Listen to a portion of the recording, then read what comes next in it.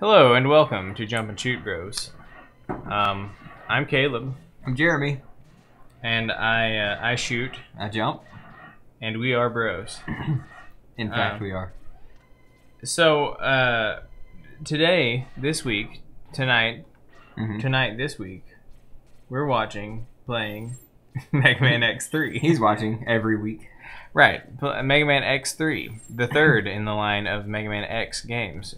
Is that correct to say? Would that be correct? I think Mega Man Extreme came out sometime between. Does that count as an X mainline canon X game? No, it's basically a rehash of 1 and 2. It's hard to say, really. Okay, well, but of the mainline Mega Man X games, yeah, you know, for sure. So we're starting at a good time. I could probably get through this and X4.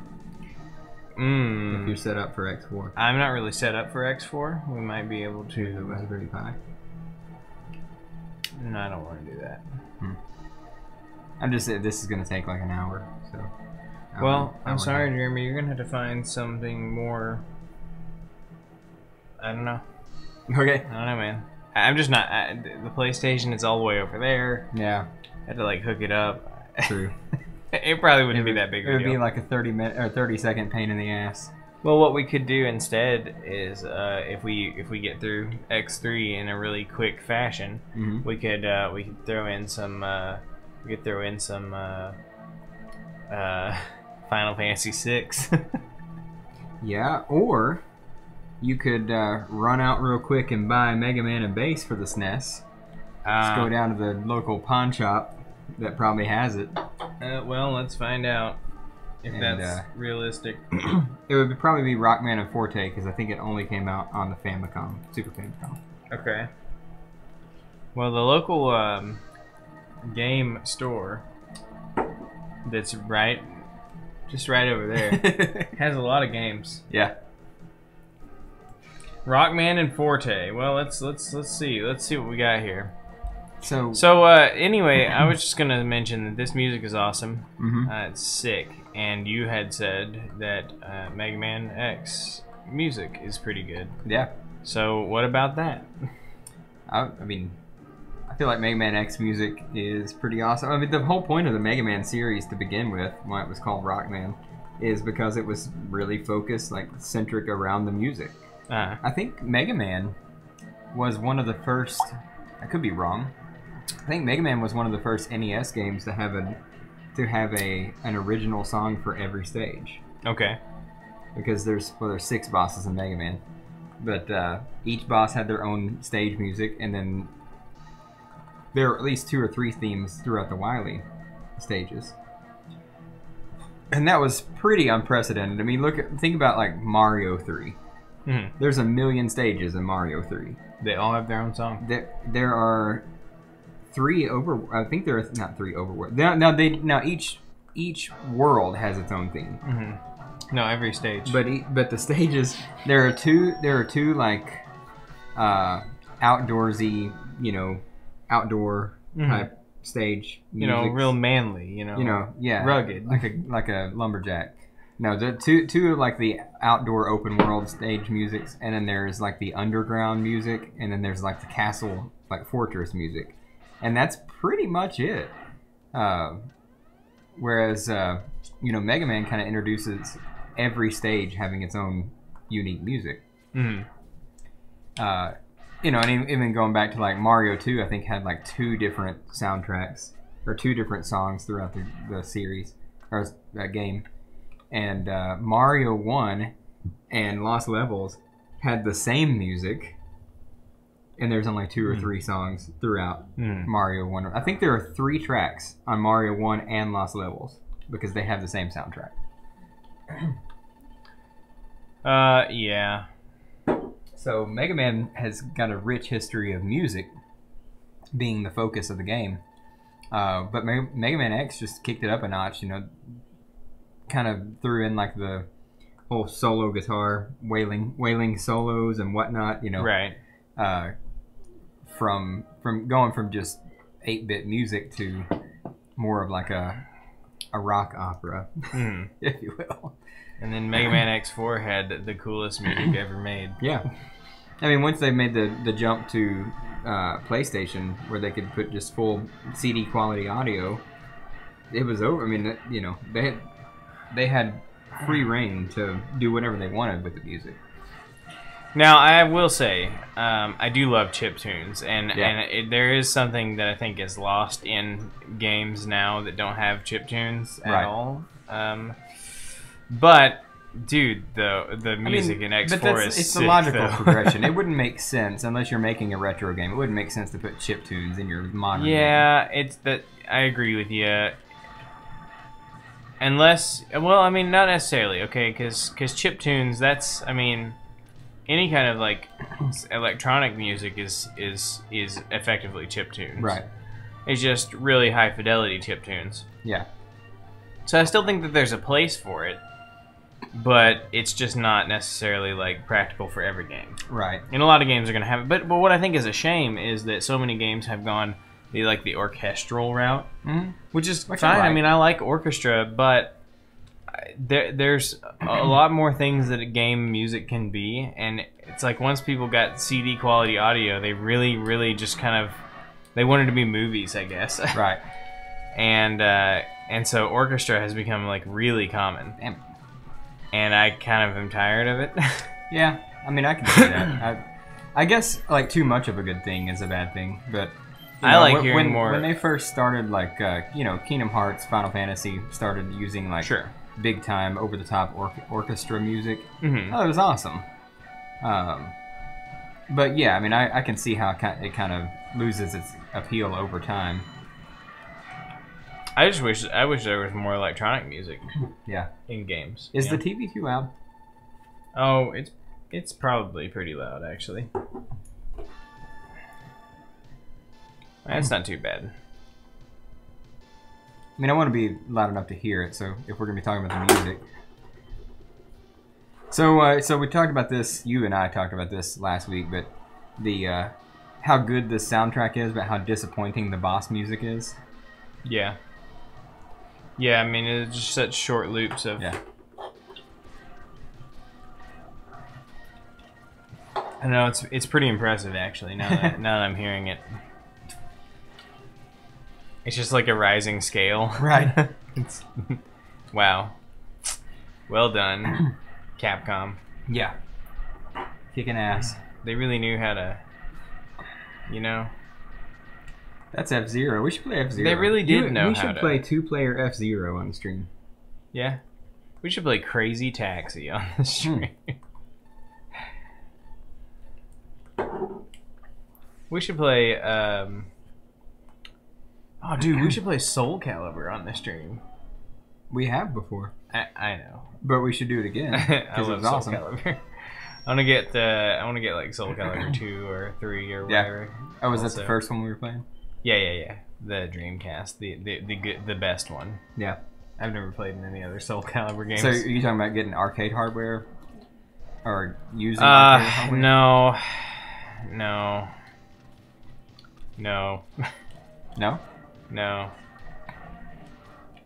The arcade hardware is not practical to have for those games. What about emulation? Emulation. I'd rather just get like the PS2 or GameCube versions of those games. Oh yeah? Yeah. PS2 more than likely. You think those are better to play than... Well, see, the arcade versions of those games ran on a PS2. Oh, okay. But wait, there's a PS2 in the PS2 board in the cabinet? Oh yeah. Really? Oh, that's awesome. Oh, I'll have to show it to you. It's ridiculous. It's just straight up there's the PS2. It is seriously? So what it is like a black case, like disc-loading PS2. So what it is that it is a black case disc-loading PS2.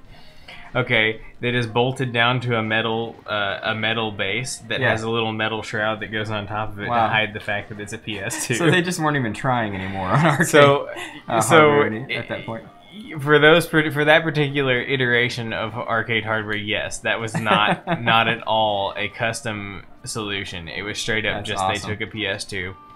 And it had a custom BIOS in it, so it didn't work with normal PS2 games. I mean, it was not functionally a PS2 anymore. But it was literally a PS2. Okay, so you couldn't just like load up a different disc in there and play it? No.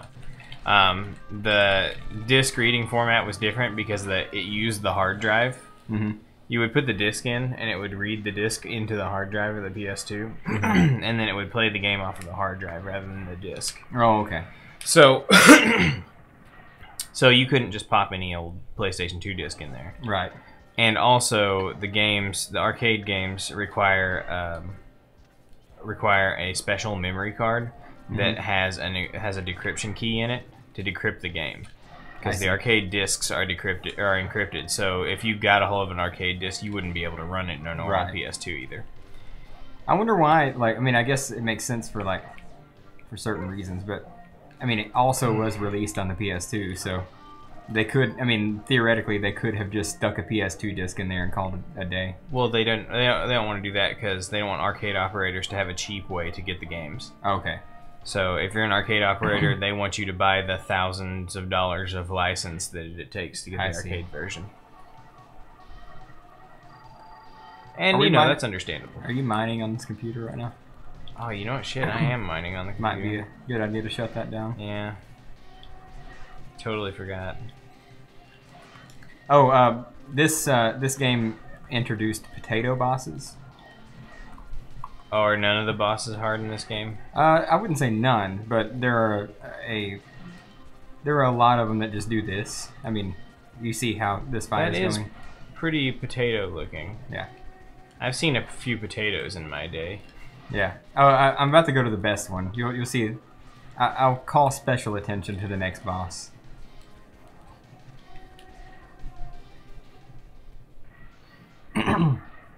Just about every one of them has an exploit.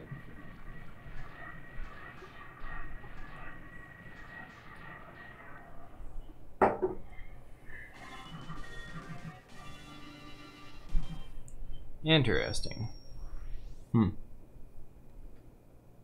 Interesting in a good way, or interesting like the stream's falling apart? No, it's not falling apart. It's just strange behavior on the Super Nintendo capture. Oh. I was just, maybe I do suffer from that problem that I was talking to you about earlier. Yeah. Is it some flickering? It's not flickering, it's just that the, when you were fighting that boss, that might have been due to the effect of him ramming into the walls, but the screen was shifting left and right. Oh. And that's kind of an odd result. Yeah. I'll have to keep an eye on that. But, anyway, no, we're fine as far as the stream is concerned. But yeah. Oh well, Jeremy. The PS2. That was the one where it got at the most ridiculous for arcade hardware being literally the same. Yeah. For the Dreamcast, the Sega Naomi arcade hardware was a Dreamcast. I mean, it was a Dreamcast, but it wasn't a Dreamcast. Okay, it wasn't straight up a Dreamcast. Right. It was Dreamcast hardware with a ton of extra stuff built into it, and didn't have like a standard Dreamcast motherboard or anything. Right. It was Dreamcast processor and graphics processor and functional layout. But with a bunch of additional custom for arcade stuff built into it. Right. Same with the GameCube, the Triforce arcade machine, as they called it. Okay. Was a GameCube. It was a GameCube, but it was a totally custom assembly. Right. That. So that era of gaming or of arcade gaming was just pretty lazy. Well, yeah. It's basically what it came down to was that everybody they knew they were going to release console ports of whatever they made. Because at that point, it was just a given that you were going to port things to the consoles. Right. And it just made sense to these companies to develop the game once. Right. And do the minor tweaks that need to be done to take it from a console, from an arcade release to a console release. So, by developing the whole thing on hardware that's basically the same as the home hardware, it makes it easier. Right. So, what do you think about the music so far? This is kind of strange. This is kind of weird music. One thing I'll say that really it almost sounds like it's trying to be almost a horror sounding music. Yeah. Like not really horror, but like One thing I'll say, kind of dark sounding. It is, but one thing I'll say about Mega Man games in particular, and a lot of games, but Mega Man games in particular, they do a really good job of making ice levels music sound like a cold environment. Yeah. Especially Mega Man X4. Mega Man X4 may be the best with Frost Walrus's music. Do you remember his music? No. It sounds like a blizzard. We'll get there. It just sounds like a blizzard. Okay. When you walk outside and the world's covered in snow, it's just kind of like quiet and eerie. Right. And that's something that they really pack. Okay, here you go. You're missing the best potato. Here we go. Oh yeah. Oh, Have you seen this before? You've shown it to me before. Okay, I fucked it up, but I'll get it for the rest of it. It's been a while since I actually pulled it off, so. Yeah, whenever you jump, he thinks you're going to go the other way, so he automatically turns around. Yep. I may actually die here if I miss this one. Who's this guy? Blizzard Buffalo. Blizzard Buffalo. Yep. Wow, Blizzard Buffalo, you're a hero.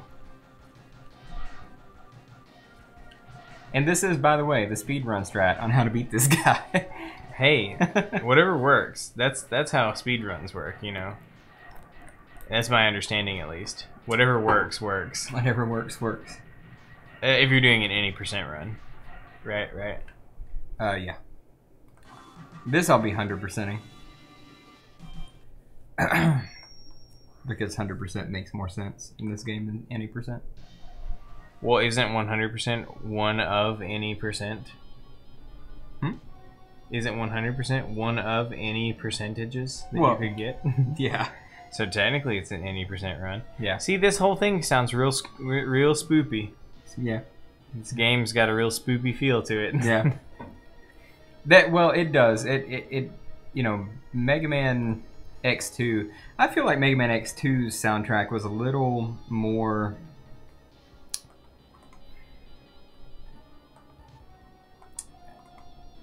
It was pretty rockin'. Okay. This game is more like heavy metal. If that makes sense. Okay. I mean, even the boss, like the stage select. It's pretty sick. I like the stage select. Yeah. Did you get it? No. Yeah. I didn't go there. I didn't go to the store yet, Jeremy. I mean, do they have it at the store? They said so. Yes. Okay. Cool. So it'll be fine. Let's see. Oh, it's a high ROM. Oh, that's interesting. Okay. I can make this. I can definitely go and acquire this from the store. 32 meg. Oh shit, that's a. Is it free? Did they say it was free? They said they'd cut me a really good deal. That's what they said. I know you got a good relationship with that guy over there. They said I'm gonna have to trade my Sim City in for it. Though. Oh, okay. Well, that's a bummer, but you know, whatever. Well, hey man, you gotta do what you gotta do. Yeah. 32 megabit. There's no SRAM. By the way, I can't guarantee I will beat Mega Man and Bass tonight because SRAM. I have not ever played it. So. Ooh. Okay. Is that a problem? It's just not what I expected. So you can actually save the game. Oh, really? In Rockman and Forte because there's save RAM. So I have to account for that. Cool. When I go to trade in the cartridge, I have to account for that. What? Oh, right. SimCity good though? No. Nope. Well, yes. I mean, sort of, technically. So this is complicated. It's complicated. I can't explain it right now, but no. In its current form, no. SimCity is not acceptable. But the way it came from the factory, yeah, it would work fine. Oh, okay. But things have changed since the factory. Right. As they do. Mm-hmm. Oh, shit. I might have to trade in Donkey Kong for this one. Donkey Kong Country. Oh, yeah? Yeah. That might be the way to go.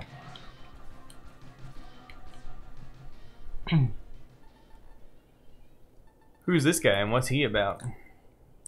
It's Bit. Yeah. He's part of the dynamic duo of Bit and Byte. Oh, okay. Okay. And they're just out to get Mega Man. Okay. Yeah. Sounds cool. Sent Dr. Doppler was like, "Hey, Bit and Byte, go get Mega Man." And then a mysterious Maverick appeared that we don't know who it is, but it looked a lot like Vile from Mega Man X. Okay. He appears and he's like, "I can do it. I don't even need any rules or help. I'll just go do it by myself." You know. So. Oh shit! I'm gonna have to come back here. See, I forgot the boss order in this game because I haven't played it in so long. Oh well, and the last time you played it, it was with Sega Saturn Audio, so right. So that caused me to not remember what to do. Not at all the same game. By the way, I mean definitely not at all the same game when it comes to music because the music sucked in that. Wasn't it MIDI soundtrack? Well, it was. I mean, like it sounded good. Like it was like the DOS version by like music standards, but like by awesomeness standards, not near as cool. Right. It was more like this is more like heavy metal. That was more like jazzy. Okay. But jazzy metal. Same songs, but they just kind of added like a jazzy twist. Was it heavy jazz? Yeah. Would you call that jazz pretty heavy? Pretty heavy jazz. Well, that's good. Anyway, I'm gonna have to come back here after get the arm cannon upgrade because I forgot that I have to have it to get a certain thing in this stage. I see. Well, that's fine. We've got time. Hey, Jeremy, quick question for you. How's that controller working out for you? It's working out great. Yeah? Actually. You know, really I did good. some adjustments to that one. To the L and R buttons? To L and R buttons so that they actually work. Yeah, they do. They do work. I love it. They may not still work 100% perfect. I don't know what's wrong with that controller. Oh, shit. Oh. I was looking at the enemy and not at where I was standing. Oh. Well, it happens to the best of us. Yeah. I don't know exactly what's wrong with it, but I've had to put some paper shims in there to force the little contact like the little contact boards that the L and R buttons connect to. Yeah. Like tighter against the plastic frame inside of there that holds the whole thing together. I don't know how that could ever like.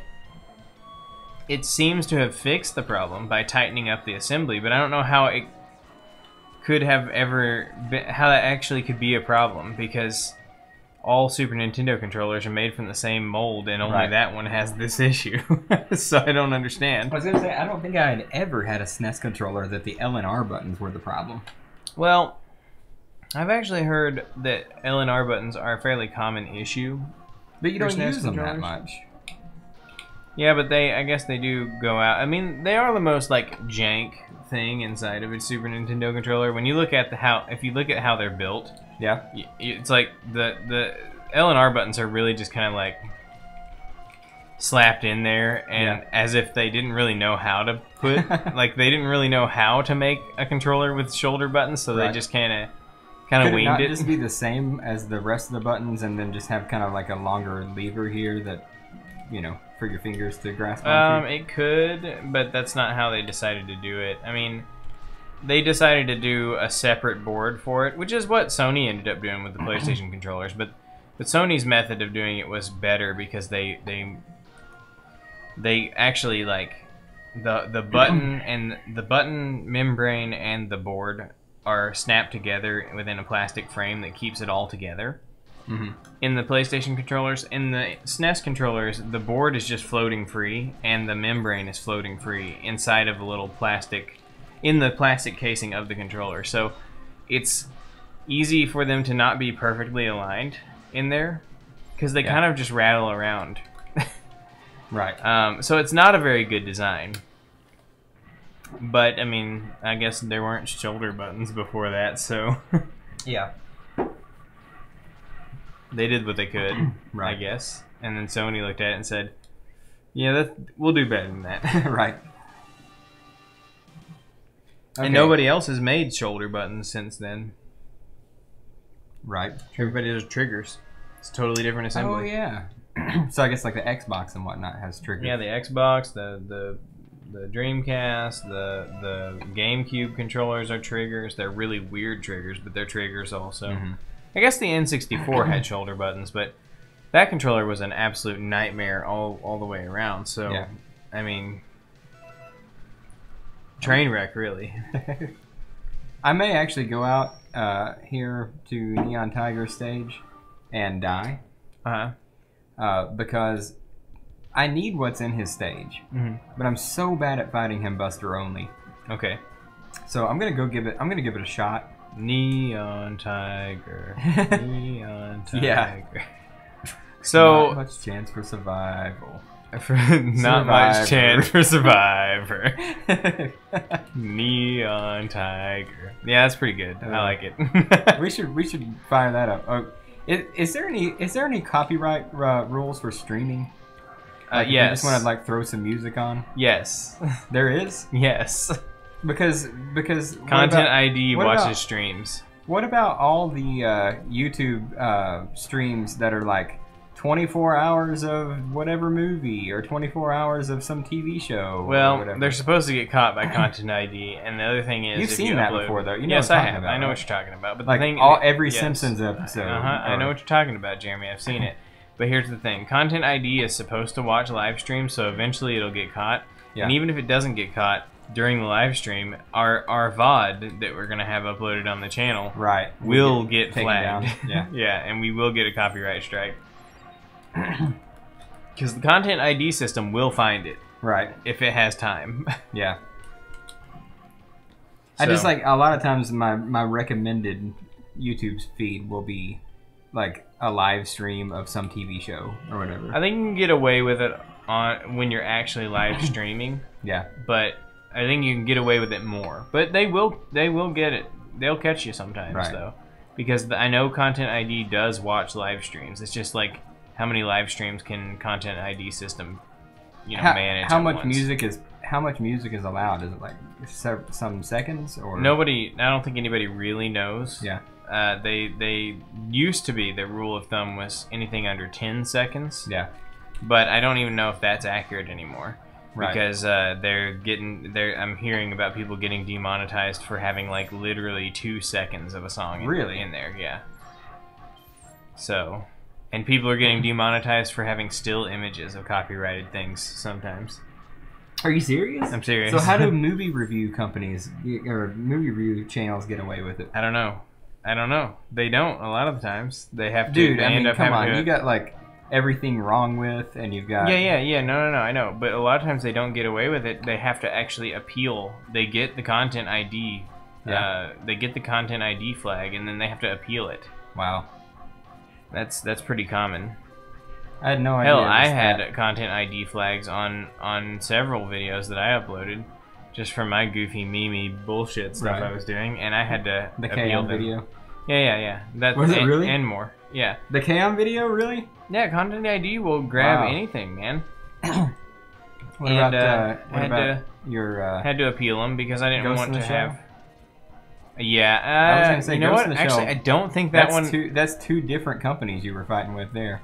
Amazingly, I don't think that one actually. No, that one definitely did get flagged. That one got flagged before the Ghost in the Shell, the actual movie. Yeah. That the original. movie. It was like days after it came out that you released that video. So. No. The original movie is the one. That got me really? flagged. So no, not the current movie, but the original. No, because that one had released that the scene that I broke down on that video was one that had been released as like a teaser thing. Oh, and that's not copyright? It is, but they just like apparently didn't care. Oh, okay. But the whoever it was that owns the rights to the original anime movie, they were on top of it. So that's what was that sound that was just being made there? It's like brr, brr. Oh, it's his weapon thing that he's using. Oh, shooting stuff out of his tail. Sounds pretty dumb. Yeah. It doesn't sound cool or stylish at all. It's kind of sad, like. I guess, what do I expect from Neon Tiger? Right. No chance for Survivor. Right. Only if he's right, though. Yeah, well, you said he's real hard to Buster only. He is. I'm actually doing okay right now. Now, what's this D all about? Doppler? Oh, okay. That makes Doppeltown? sense. I guess that makes sense. Doppeltown. A town you can be proud of. Yes, I'm a proud citizen of Doppeltown, the biggest town ever. A town of 50 million people. Well, I mean, actually, it's robots. Right, 50 million robots. They're not people. God dang it. See, I was doing good for a second. Do you think the robots consider themselves to be people? Yeah, robots are people too. That was a big campaign in 2112. Not the song, the year. I see. Which was about... What a pain. The song was about the year, I guess. Yeah. Yeah, no, I just suck at... I just really suck, like, at knowing his pattern. So he has, like, a hitbox that's... Ah, fuck my life. What? He has a hitbox that's only, like, not iframed for, like, 1 second. Yeah. Cool. Is it a frame perfect thing? Well, he blocks a lot. Right. He blocks a lot of your shots. Mm-hmm. And he's got a lot of iframes. And he has a desperation mode where he's invincible. Like you spend a lot of time not being able to hit him.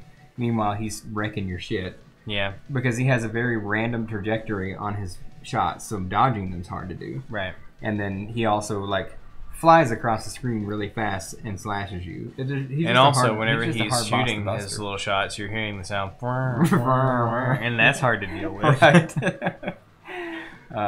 But anyway, so I'm gonna run over here to crush crawfish. Wow, that's mean. Hmm? That's really mean, Jeremy. That you're just gonna run over there to crush crawfish. Yeah.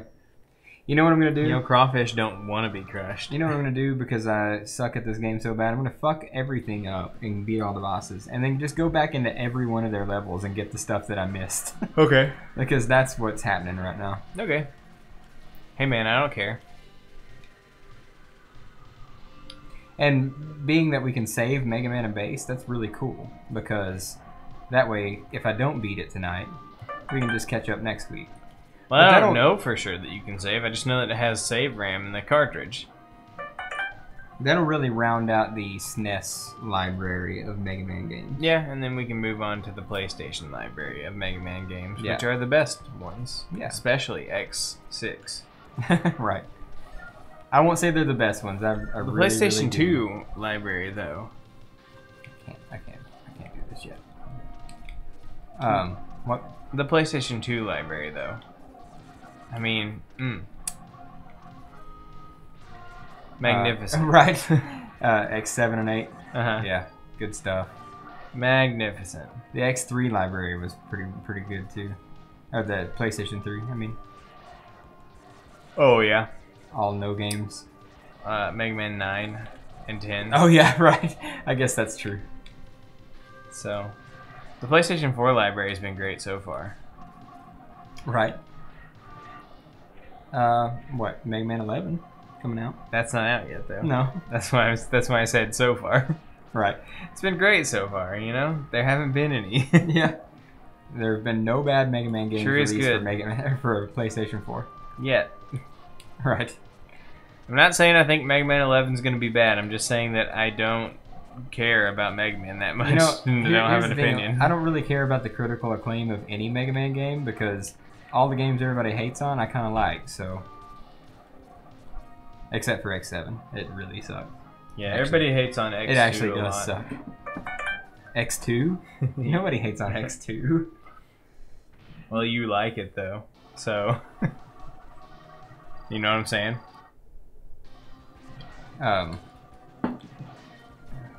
Yeah, I guess you like it, so therefore, people must hate on it.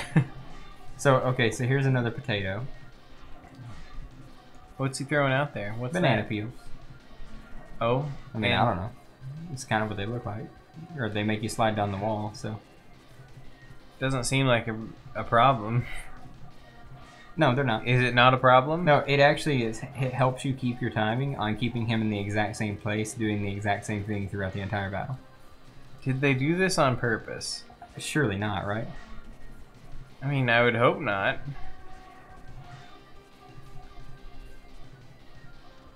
But what other explanation is there? I mean, these guys are fundamentally, like, broken. Oh, yeah, they are. They got really lazy with the boss programming in this game.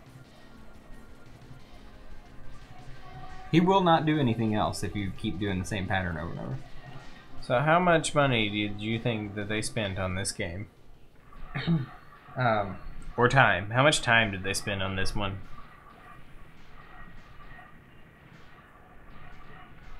Did they get this one out here within 3 to 5 minutes? No, it wasn't like super. It wasn't super fast. I don't think. I don't remember. Go back to Neon Tiger.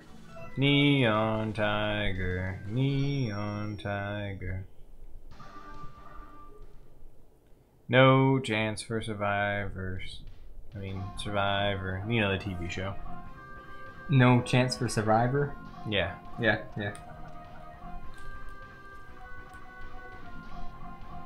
Sweet. So these guys are just platforms.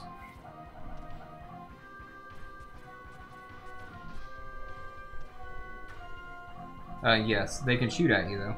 Well, I just died. Good. Fell into some spikes. Good. Why is that good? So that people can see who's a superior brother when it comes to Mega Man. I mean, they already know.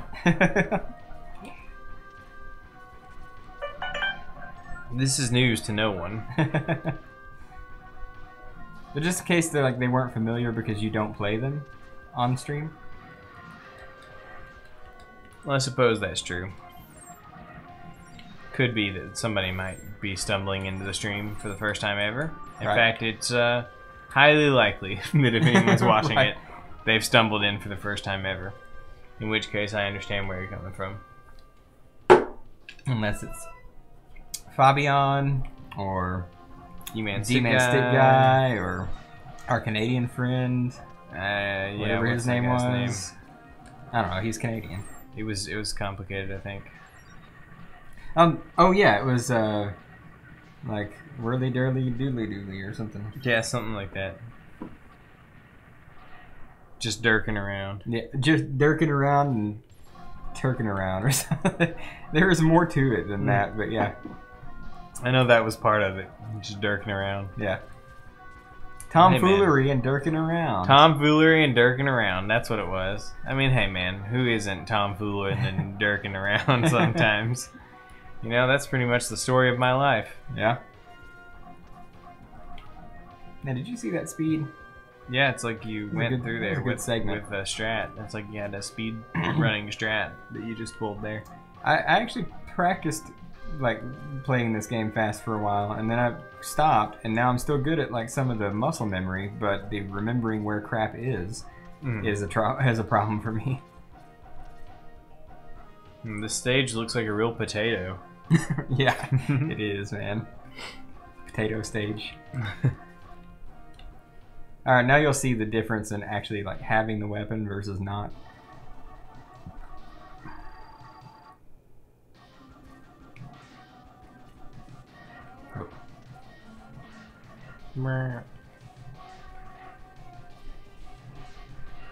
Oh, you're stopping him from making this funny sounds.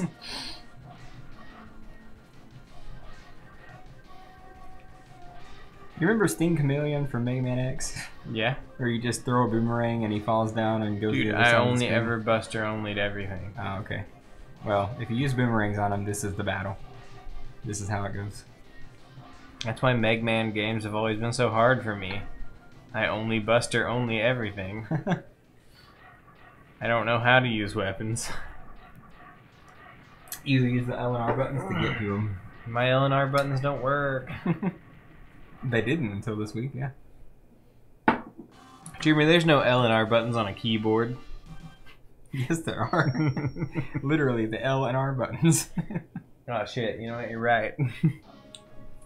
I just checked. Yeah. Yeah, but it's not the same, Jeremy. It's not the same. It's not the same. They're not in a convenient location. Alright, now I can go do this. Actually, they're not that inconvenient, but still. Oh, hey. This game brought back stage changes from beating a boss. Oh, it did? Sure did. Watch this. See those blocks right there? Yeah.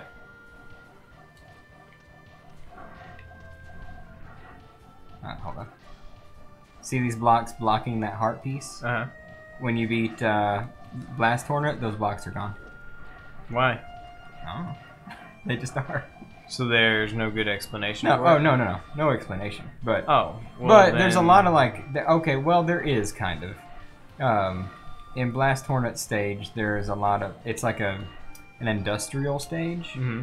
So like, and there's a lot of those types of blocks around that stage, and I guess it's assuming that they came and picked up their shipment from Gravity Beetle stage or something. I don't know. Okay. Like Gravity Beetle just has a lot of like outgoing packages, and they haven't come by and picked them up yet. Sounds not as cool as whenever you. It sounds totally as cool. Whenever you defeat Chill Penguin and you freeze over, Flame Mammoth's place. That's pretty cool. This is one of my favorite boss battles in this game. Or when you take out the power plant at whoever's place that was. Spark Mandrill? Spark Mandrill, yeah. Oh shit. I'm out of Wait, which is the one? Wait, yeah. Spark Mandrill is the stage that is the power plant. So the power is off when you do what? Crash. When you crash the ship into this place. Yeah. So if you do Storm Eagle first, right, it kills the power station, destroys everything. Right. But yeah, and there's like pieces of Storm Eagle's ship in there at the beginning of the stage. That's sick, dude. It is. I love it. It is. It's one of the coolest things about Mega Man. Like that's awesome, and this does not compare. They picked on. up their shipment. They boxes. came and got their stuff, man. It's all good. Totally as cool. Yeah, definitely. Oh man, that's so cool. Why did they stop doing that? I don't know. They really should have expanded on the concept, really. Maybe they just forgot about it. Maybe that was like a last minute addition to the game. And then when they were designing like Mega Man X2, maybe there was some guy. Maybe some guy came up with that who quit and went to a different company, and they just didn't even think about it. Right? Yeah. Because it was like his pet project. It couldn't have been like a calculated decision to just not do that anymore. Right. It had to have been just like an oversight, or they just forgot about it. Yeah, I would lean towards maybe that was like somebody's pet project, pet idea. Right. To be like, oh, wouldn't it be cool if the different stages did blah, blah, blah. Yeah. And then he probably wasn't involved in the next game or any of the other ones. And so, nobody was like, hey, let's keep on doing that guy's idea. Right. It's like, he's not even here. Yeah. Who cares? I mean, people leave jobs all the time. Right. Sometimes people get promoted to manager, and then they get that promotion taken away from them. Sometimes people leave jobs and come back, and then leave it again, and then come back, and then leave it again, and come back, and leave it again, and come back. I mean, anything's possible. Well, actually, that's probably really more indicative of my relationship with Domino's at this point. I seriously have worked for Domino's maybe 6 times now. 6 different times. Well, you need some extra cash to pay off of whatever, or get whatever. And there's no bridges burned with Domino's. Might as well get a job at Domino's. Yeah. Deliver some pizzas. There's no bridges burned with Domino's either. Like, you leave Domino's, you can be like, you can leave there. Well, Domino's doesn't give a shit. You can leave there and flip off the manager and say, screw you guys and whatever. And come back like 3 months later. They don't even care. Yeah, Domino's doesn't give a shit. Yeah. They just need pizza. They just need people to take pizzas to places. Yeah. But Defenders, they're a little bit different, and I don't know for sure. Well, I'm almost 100% sure. Almost 100% sure. 98% sure that Reggie will just be fine with me coming back. Yeah, but Gomez might not be. Nah, Gomez would be cool. I was talking to Gomez at convention. He was like, man, your brother, man, what a disappointment. Oh, really? Yeah. Yeah, well, that's Gomez. And I was like, oh, go on. Yeah. He's like, oh, man, well, when I first met him, man, he was on fire. Yeah. And then after that, he just burned out at some point, and he just never came back. That's not true. That fire just never came back. I burned out. He was a changed man. And I came back as the fucking manager. Yeah, he said specifically, even when you were the manager, that fire just wasn't there. Yeah, well. And I'm like, Gomez, like, how Were you around whenever he was the man? Like, do That's you what I want to even know what you're talking about I had right some now? really good times as the manager there, and I beat Gomez several weeks when he was the manager of Atlanta West. So can't really say much there, dude. I just don't even know. Like, I'm sitting here thinking, well, look, what do you know about Jeremy being the manager? Right. You weren't there because you were managing your other branch. Right. I mean, there were several weeks where I beat, lots of weeks, plenty of weeks where I beat Gomez in the numbers. Hell, everybody beats Gomez. Oh. What? Hmm? Everybody beats Gomez? Yeah. Except for Little Rock, right? Gomez can sell, man. I don't know why. I don't know how. What did his teams sell? No, not really. Well, why do they move him around all over the place? I don't know. we were talking about before, that superstar manager that they moved from branch to branch? I think that really is what he is. But does he clean the branches up? No. The branch was pretty much in a shambles when I took it over from him, so. I see. Well, hey, yes, best of luck to everyone involved. Yeah. I feel like that it's going to be fine. I'm fairly certain that for the most part it doesn't matter who your manager is, as long as you can keep yourself in check. Yeah. But it would help to have a good manager. Yeah. See, here's the thing. I don't really care that much about like the way that other people in the job perceive me, especially Gomez. But when he said like, "What a disappointment," it's because Gomez was constantly like giving other people shit about how good he was and how bad everyone else was, and one of his management styles, I guess you can call it, is the style of talking down to somebody and making them feel stupid. Right. And I don't respond to that kind of management. Yeah. I don't respond to the, man, you're doing a really shitty job, you need to get your act together. That doesn't motivate me. Right. That just makes me want to go do a shittier job because I hate you. Yeah. Hey, man, check this out that just came in. Wait. Unless it's your day off. Yeah. Right. It's a good start. Oh, dude. His spelling is atrocious. You're gonna get some good times out of his spelling. His spelling and grammar is atrocious.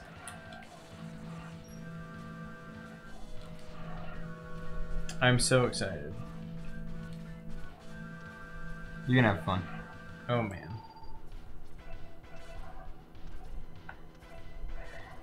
Wait, tomorrow? That's Tuesday. Nobody comes in the office on Tuesday.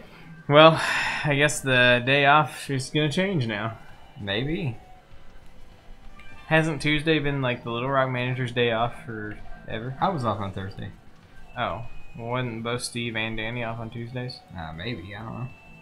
I swear Steve was off on Tuesdays. That's not like a set in stone thing. It just has to correlate with whoever your other like fill-in manager is. Right. So like Jesse's day off was Tuesday and mine was Thursday.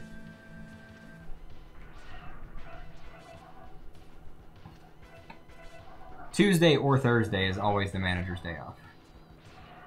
Because they can't have Monday off because that's the first day of the week. They can't have Wednesday off because that's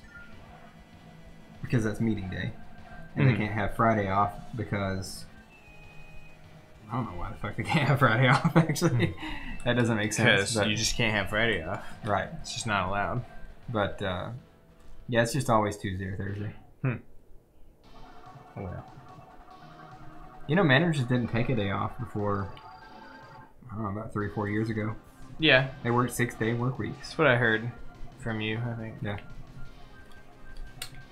Well, you gotta have that work-life balance. Yeah. Defender's never been too big on the work-life balance until lately, And they talk about it a lot. I gotta say, like, the shorter work weeks, the 4-day work weeks and all that stuff, those are steps in the right direction. Oh, for sure. I like them. I like a 4-day.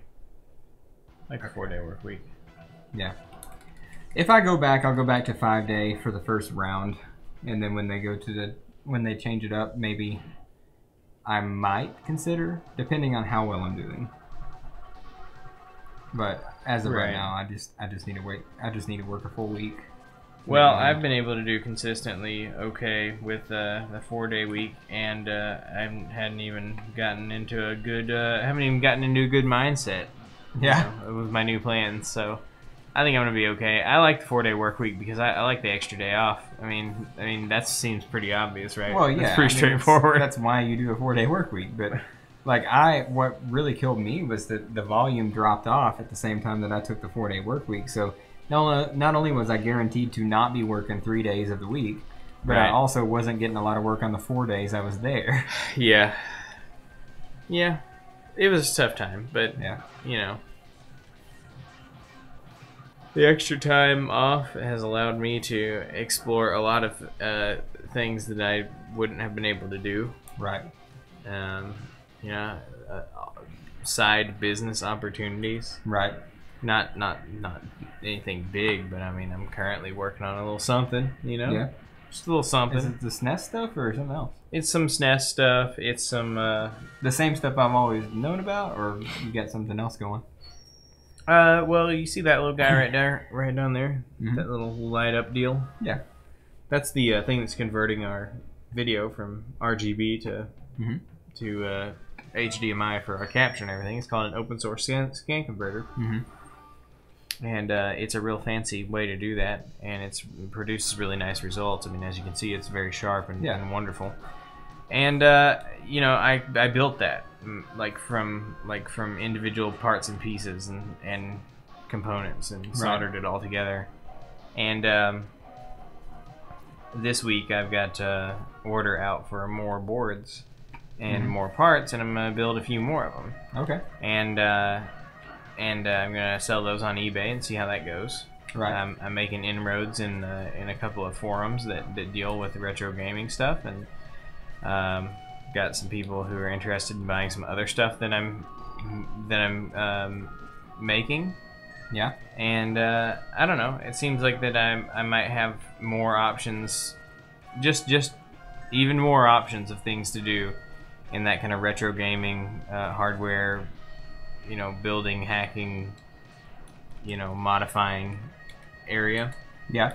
That I'm so interested in. And the extra time off that I have gives me space to put that sort of stuff into. Right. So that's pretty cool. Here's our old buddy from Mega Man X. Oh, love this guy. Yeah. He's like virile. He's like the infinite loser. Yep. But he's vile. Right. Viral. Not virile. Vile. Yeah. He seems like a potato. Is he a potato, Jeremy? He's not as much because this is harder to dodge than it looks. But yeah. See, like, if you get the timing off, you're gonna get hit, but... So what is vile?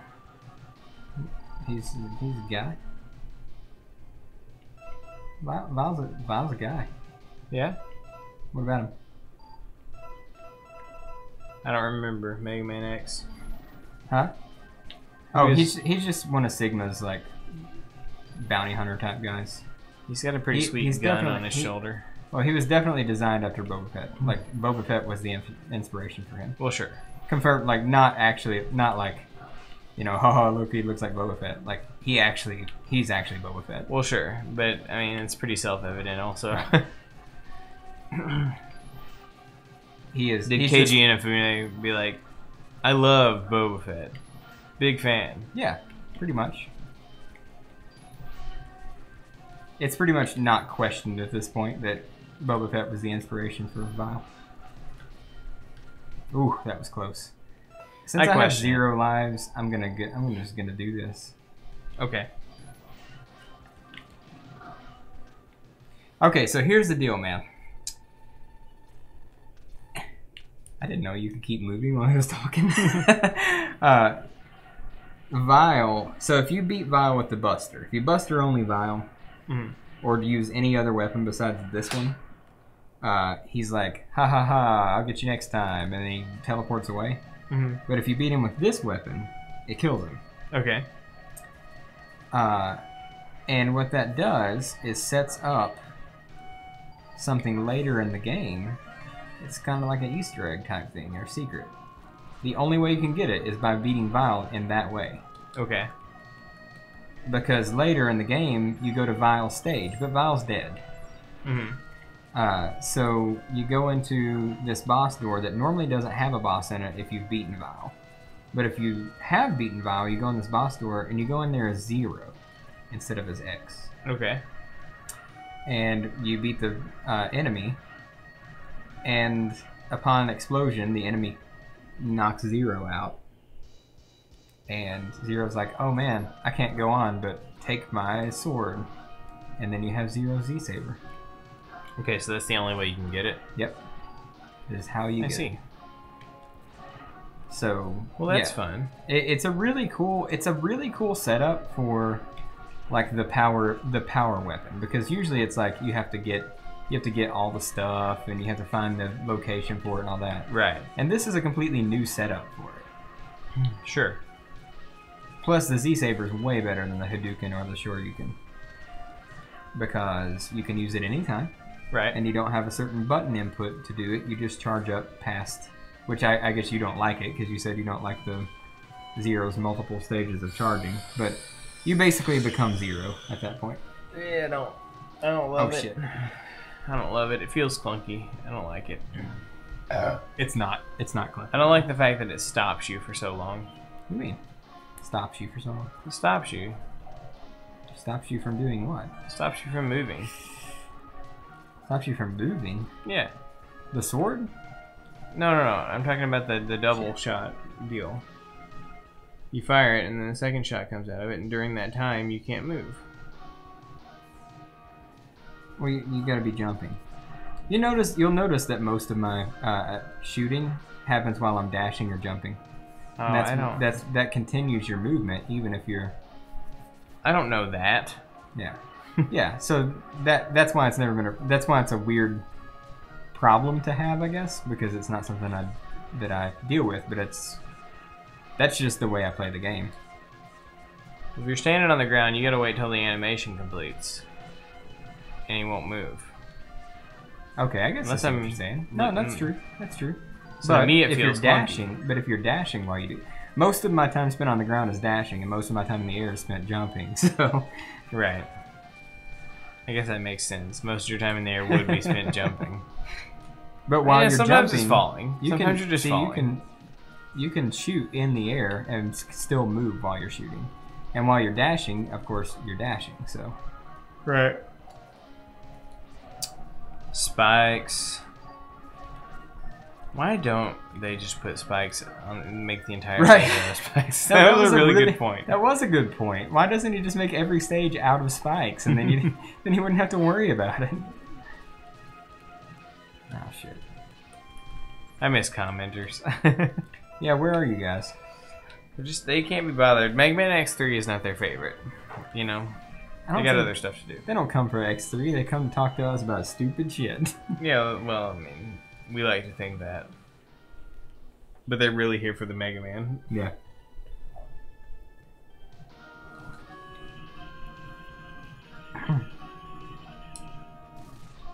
What time is it now? It's 8:36. So it's taken me almost 40 minutes to beat the Mavericks. That's shitty time, man. Yeah, you're really... Of course, I did game over at least once. You're really stinking it up here. I am. Even though they're all potatoes. No, the stages in this game are significantly longer than X2. Each stage is twice as long as X2. You know, I like a good long stage. Yeah.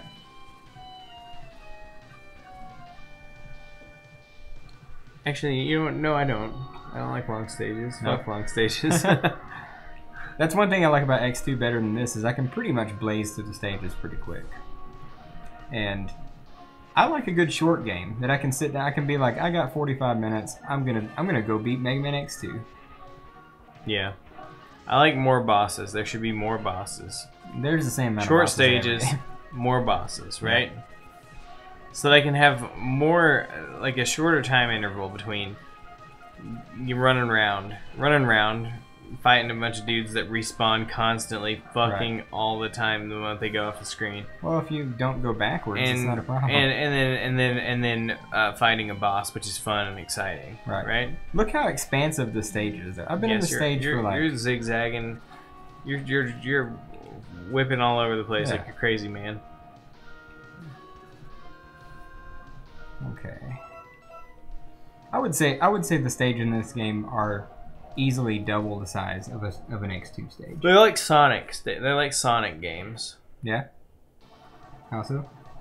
Where they're all over the place. They wrap over each other. They're poorly designed. They last way too long. Right. They make you want to kill yourself. Yeah. They're kind of like Sonic in that way. I mean, this game is not the most acclaimed of the Mega Man X games, and this is. I think that's part of the reason why. You know.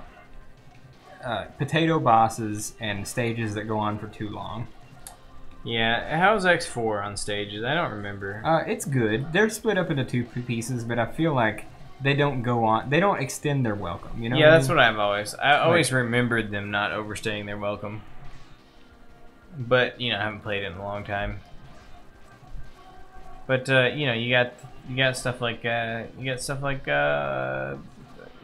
split mushroom stage where you're just running up a flight of stairs. Yeah, the entire time.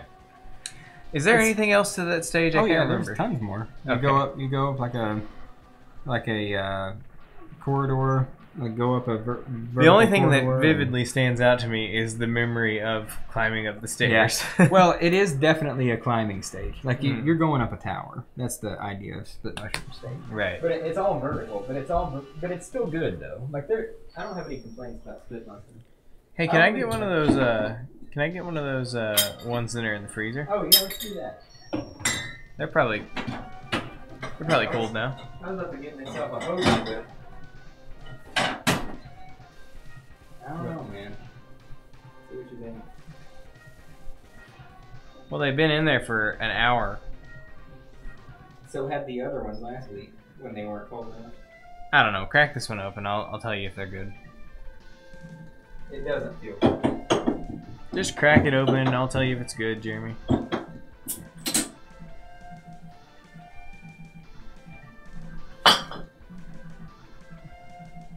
It's not frigid, but it's delicious, though. Okay, I will... It's delicious, Jeremy. I don't know if I want another beer after this, so... Well, here, have a taste. Feel the coldness. Feel the taste of how wonderfully delicious this beer is. I'm gonna give it a minute. Okay. Oh my gosh, that's so good. How much is that for a 6-pack? I think it's like $9 or something. Yeah. Yeah, no, I love Breckenridge Vanilla Porter. That's definitely, like, to me, like, a suitable replacement for Sour Monkey as, like, the beer that we have around. Oh, I love this stuff. Yeah. I've been drinking it for years. Dad brought it around one time, and I was like... That's like ice cream. Mm-hmm. It's like vanilla ice cream in beer form. It may not be the manliest thing ever.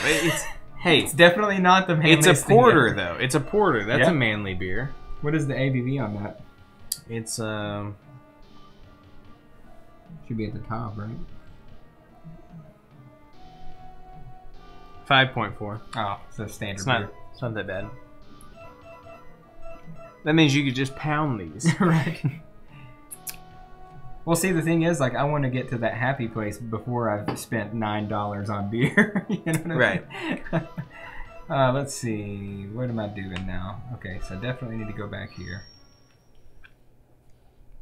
Now's the time where I go back into every level and get the stuff I didn't get the first time. You do what you gotta do. So remember we were talking about the worthlessness of the headpiece in every Mega Man X game? Yeah. This is what I'm going to get now. Remember, X2 is an item locator where if you pretty much know where everything is, you don't need it.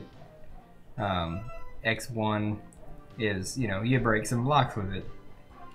And here, it just puts like this crappy like wireframe map of the stage above your head when you walk into the stage.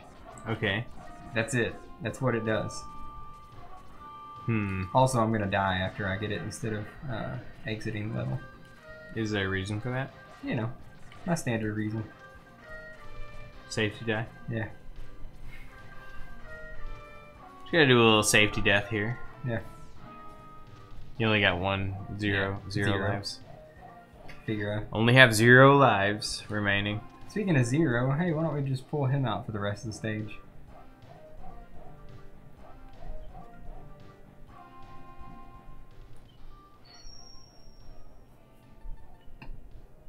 X, I'm on my way. If I die with him right now, I just completely ruin my chances of getting the Z-Saber later. Oh, yeah? Yeah. Now, is this something you can just do in this game? Yeah. Play a 0? But you only get 1 shot. If you die, he's gone. Wow, that's lame. It is lame. It's the stupidest thing Why did ever. they do that? I have no idea, like, what their thought process behind making him a 1-shot deal was. See, this would have been sweet if you could switch any time. Right, right. Well, you because can't. then you would have always switched to 0. And You can't fight bosses with him. You can only use him through half the stage.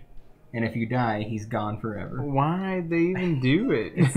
It is the worst. Because everybody was like, oh my god, you're going to get to finally play a 0? You can play a 0 in this game. And then... No, sorry guys, that's X4. actually, no. It's more like for novelty than anything. And then really, finally... You can play a 0 for 1 Easter egg at the end of the game. Mm-hmm. And then finally, when X4 came around, they were like, okay, people actually want to play a 0. Right. Should we just like let them... Here's what the helmet does in this game. Wow. Yeah. Jeremy, that's pretty useful. Mm-hmm. Oh, whoops. Especially now. Huh? Especially now that you've gone through all the stages. Right.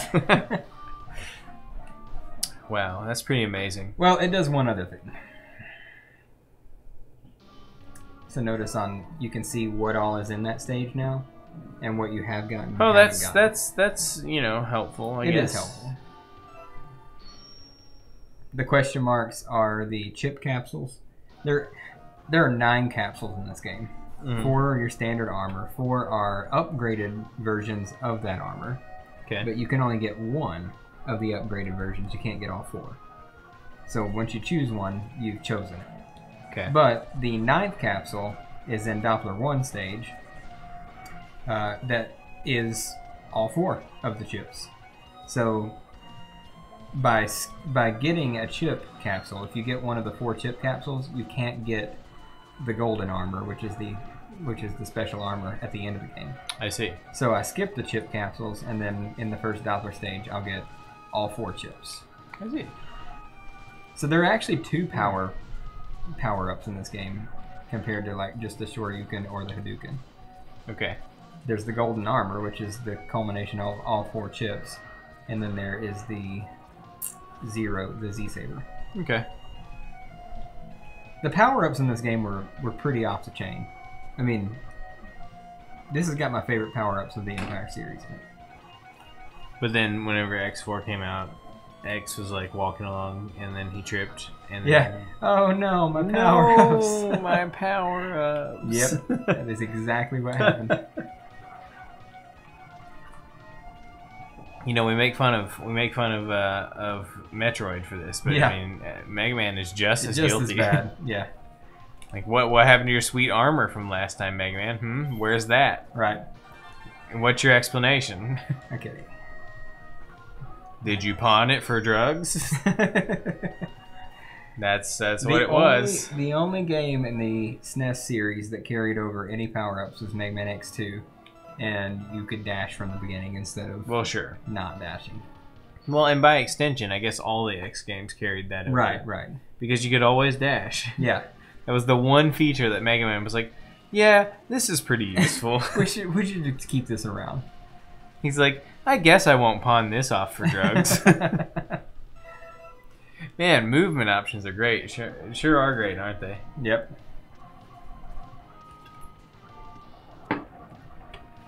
Definitely worth not pawning off for drugs. But what am I going to do with this stupid helmet that tells me where power-ups are? Right. Like, I don't even want that anymore. Oh, whoops. Wrong one. I don't want the frog. Looks awesome, though. That's actually me walking. That's not jumping.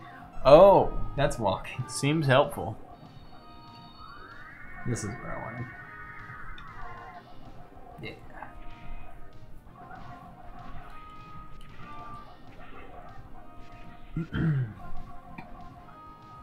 That monitor kicks off every time. Yeah, for some reason that monitor is affected by it, but this one's not. Right. Like the same exact monitor. Yeah. Okay. Oh, Samsung, your inconsistent power supplies. Yep. It's hilarious. Not at all. But you know what's funny is like it doesn't reboot. Well, it's the monitor, I guess. Right. But the TV, even when the TV flickered, it doesn't reboot the TV. No. That's it just kind of like freaks it out. Yeah. Is all. Okay, let me remember where to go now. That's right. There's a sub. I think I'm gonna do a thing where I wire a different power outlet from a different circuit for the fridge to go off of. Mm-hmm. Because right behind this wall is the laundry room. Yeah. And there's a socket in the laundry room. Oh yeah. It's on its own circuit, so I might as well just tie into that socket and drop a line down and put an outlet just for the fridge. Yeah. That way it's separated from the rest of the electronics in here, because clearly it's an issue. Right. Just for the hell of it. There's absolutely no reason to get this here, but... So can you get one of these in one of these suits in every stage? Yeah. That pad. See that? Look, that's the end. That's it. Now you gotta So let it why go. would you do that? I don't know. Just for the hell of it. When the game designers put this together? When the game designers put this together, why did they give you half a stage with 0, and then if you die, he's gone forever? Well, sure, that's a fair point. It's not like they had. It's not. It's like they didn't have people playing the game in mind when they just said like, the stuff. Hey, wouldn't it be cool if there was a pad where you get the little robot, the little mech suits? Yeah, that would be awesome. Let's do that in every level. Right. And then they designed the levels and just didn't even think about slap it. One in there wherever like, they wanted to. Yeah, they were like that sounds awesome, and then they never thought about it again. Right. When they were designing the levels. Yep. Clearly, that's what happened. Either that, or like that was a last minute. Like, hey, let's throw a little mech in each level, and the guys are like, "But are you fucking serious? We already designed these levels." Right. And it's like, well, just put it wherever. None of them are conducive to having a mech in the level. Just put it wherever. Yeah. Just put it wherever. It's not a big deal. People will love it. And they're like, okay, here it goes, wherever. Yeah. Okay, so remember being in this stage and there being those blocks there, and Blast Hornet hadn't come and picked up his delivery. Man, what an awesome waste of your time this exactly. thing is. Yeah, that in speedrunning, that is the last thing that you do. I don't know, man. I see some blocks there. Yeah, but these aren't going to be there though. And a lot of the ones that were here, there were ones underneath each platform. Wow. Oops. The whole level has changed, Jeremy. Yep. Also, enemies change. These guys used to be red and now they're green. I don't even know if we're in the same level anymore. It's hard to tell. Right? Okay, that's it. Let's go. Let's get the fuck out of here.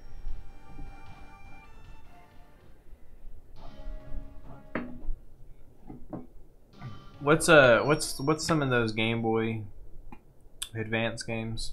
Those Extreme? are ZX? Oh, yeah, no, that's Zero is the Game Boy Advance. ZX is DS. Oh. Are the Zero games any good? I never liked them that much. They're not bad games. I just don't like the feel of them. Kind of like Mega Man X6 kind of has that off-putting feel to me. So do the ZX games. I just don't like them. Oh, okay. Not that they're bad games in any way. I just don't like them for some reason. Wait, the Zero games or the ZX games? The Zero games. Sorry. Did you ever try the ZX games at all? Yeah, and they have the same feel as Zero games, but I like them a little better. Okay. Weird, off-putting feel. That's such a... Yeah, I don't understand. You would have to play it to know what I'm talking about. They just don't... Hey, that's nice timing there after I just died for a stupid reason. Yep. The game recognized what happened there and was like, here you go, buddy. Clearly that was a mistake. We know you're better than that. Yeah. Here you go.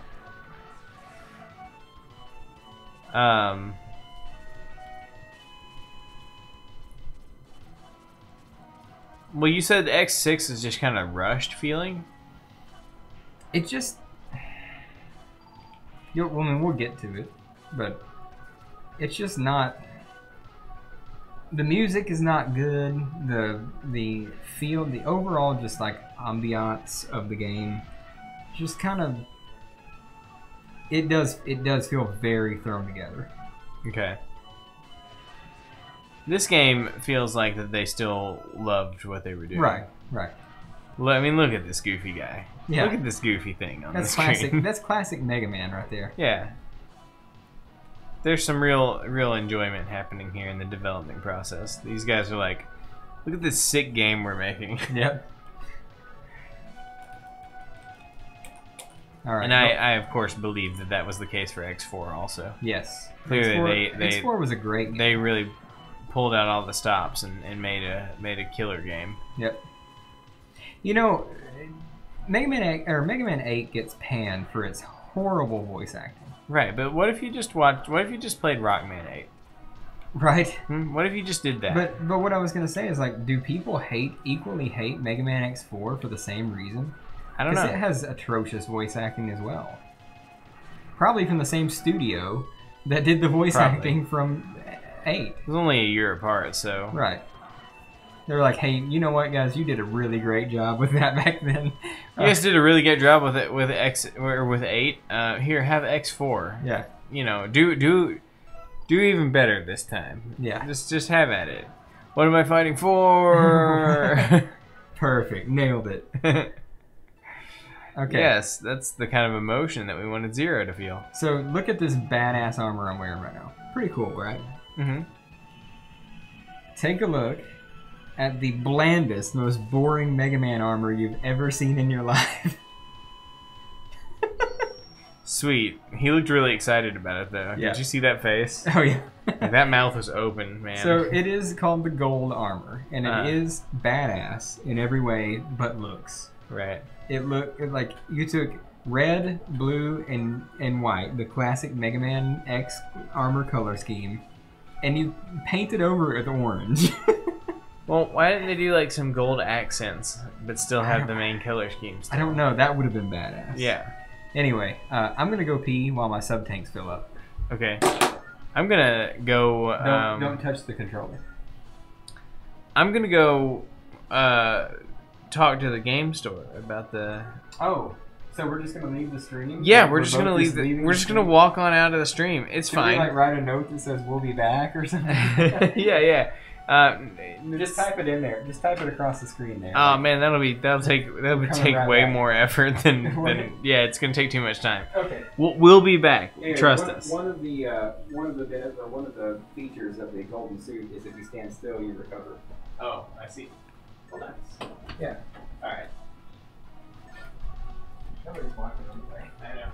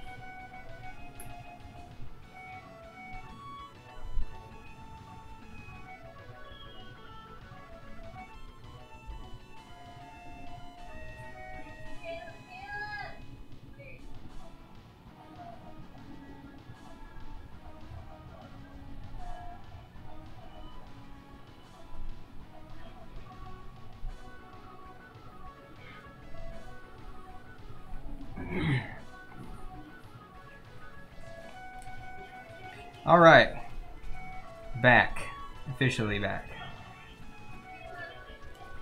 Caleb went to check on Mega Man and Bass at the store, so I'm just gonna play some Mega Man for you guys. All right, so I talked to the guy about the game. Yeah, he's working on it for me. He said he's got a copy, but it's in the back. But we do have to trade. We do have to trade Donkey Kong for it. Oh, what a bummer. But he said I can trade it back later. Yeah. Okay. But we do lose our saves, though. Okay. But we already lost our saves because of technical problems. Oh, technical problems. I know them well. Yeah. Hey, how's that vanilla porter treating you? It's awesome, man. You know, it tastes more like caramel than vanilla, I think. Well, I think I'm getting more of a caramel-y taste. Hmm. Regardless, it's delicious. It's tasty. It really is tasty. It's like cream soda for alcoholics. Mm-hmm. That's how I've always seen it. Well, you look kind of cool now with a power-up. Oh, the shield? The gold armor looks kind of cool with the power-up. Oh, with a power. Yeah. I guess. I mean, that's cool. So in the Sega Saturn version, which is the only redeeming quality of the Sega Saturn version, is there's an awesome glitch.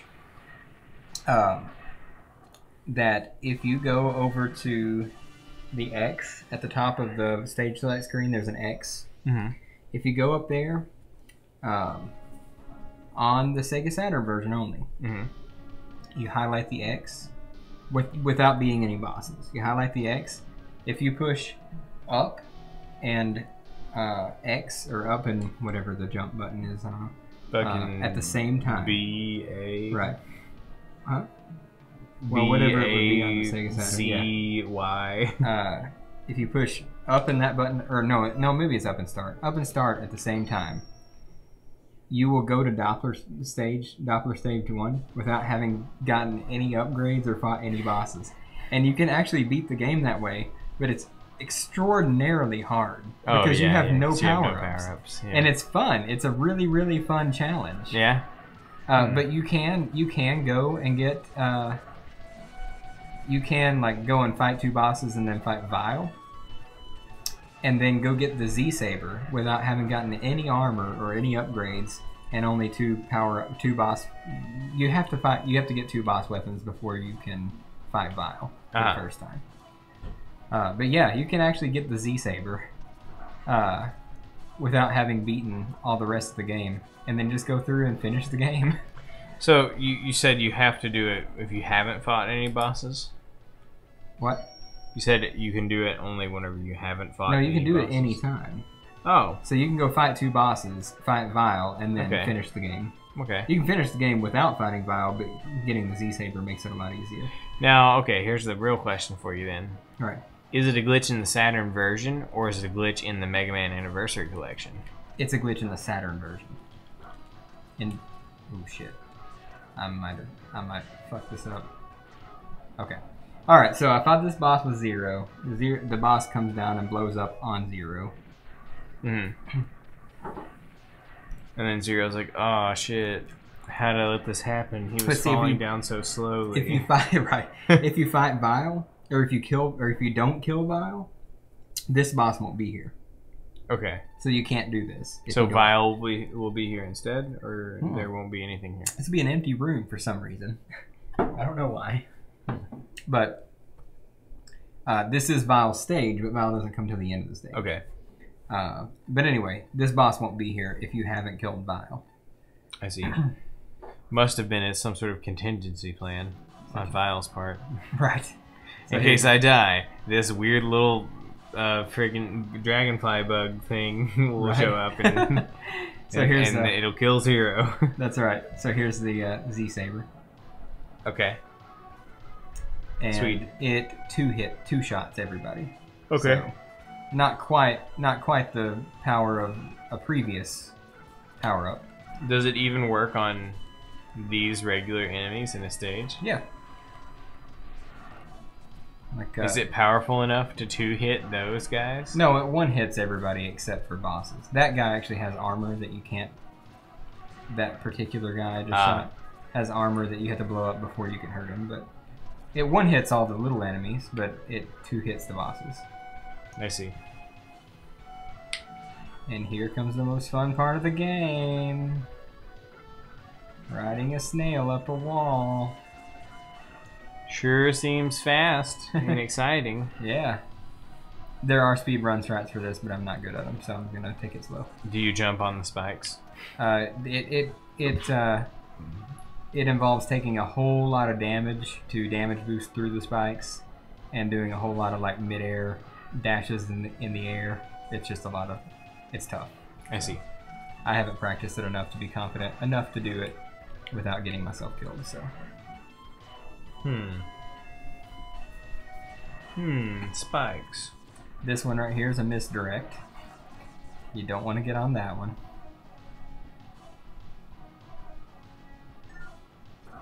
Lol, what a waste of time.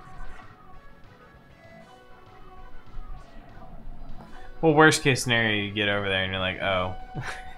Right. Well, fuck. God damn it. And then you can do this. Inevitably.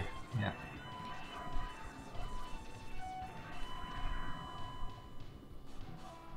Well, those are annoying, guys. What? The ones that lay down on the ground and they matrix backwards and then shoot at you. Yeah. It's annoying.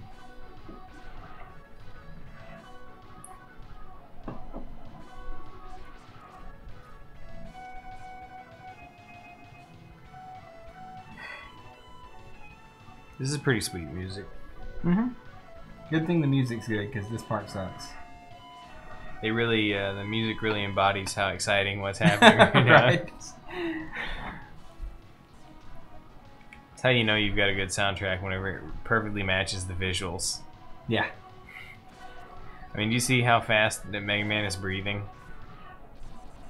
Yeah. Well, that's because I've gotten the crap kicked out of me. Yeah. But I'm just saying, the music is totally matched to Mega Man's breathing patterns. Yeah. He's like freaking headbanging to this. Yep.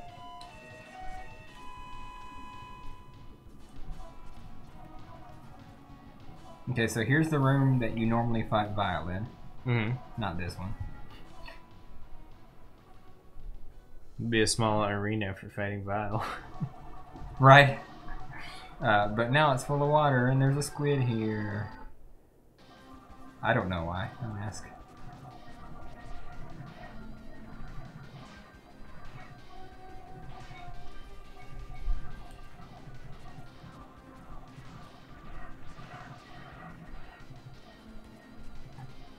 Well, maybe they expected that you wouldn't know. About what? That if you kill Vile earlier, then you wouldn't know that Vile's supposed to be here. So they just filled it with water and put a squid in there. Because otherwise, you'd just be like, oh yeah, it's a squid room. Right. It's a squid room, you know, that seems reasonable. Sure. I mean, that's why there's water in it, though. What would be pretty sweet is if you rolled up in there and it was like, and now you have to fight Vile. And then it's like, oh wait. Never mind. This is embarrassing. You put an announcer in there, like a wrestling announcer or something. Yeah. And he's like, announces that you're the human Mega Man. The human Mega. I mean, Mega Man. I'm the human Mega. And now Mega Man. My name's the human Mega. No, he got my name wrong. I'm the human Mega. That was one of my favorite parts of that movie, by the way. Yep. You know, it's funny. Me and Jordan watched Spider-Man 2 the other day, Yeah. right before you came over yesterday. Yeah. That movie is pure gold. Yeah. I love that movie. It's so good. It's terrible. It's terrible. Dude, it's terrible in a Sam Raimi way. Yes. Okay, so that's the thing. It is terrible, but it's also actually good too. Yeah. Like, it is legit great and terrible at the same time, and I love it. People who don't appreciate the original Spider-Man movies are not good people. They're bad people. Spider-Man 3 sucks. It does. Yes. There's no rebuttal to that. And what was the reason that movie sucked so bad? Because they didn't let... Well, I mean, arguably... there's a lot of people who could potentially be put... I mean, that movie was sabotaged. They didn't let Sam Raimi do what he wanted to. Yeah. They told him he had to put Venom in there, and he didn't want the movie to be about Venom at all. Yeah. But, you know, executives at Sony Pictures really wanted Venom to be in a movie because Venom's a fan favorite. Right. But Sam Raimi was like, I don't have anything to do with Venom. Like, I don't have anything for him to do because that's not the story I want to tell. So Sandman was the story he wanted to tell? No. Sandman wasn't the story he wanted to tell either. He wanted Vulture to be the villain in that movie.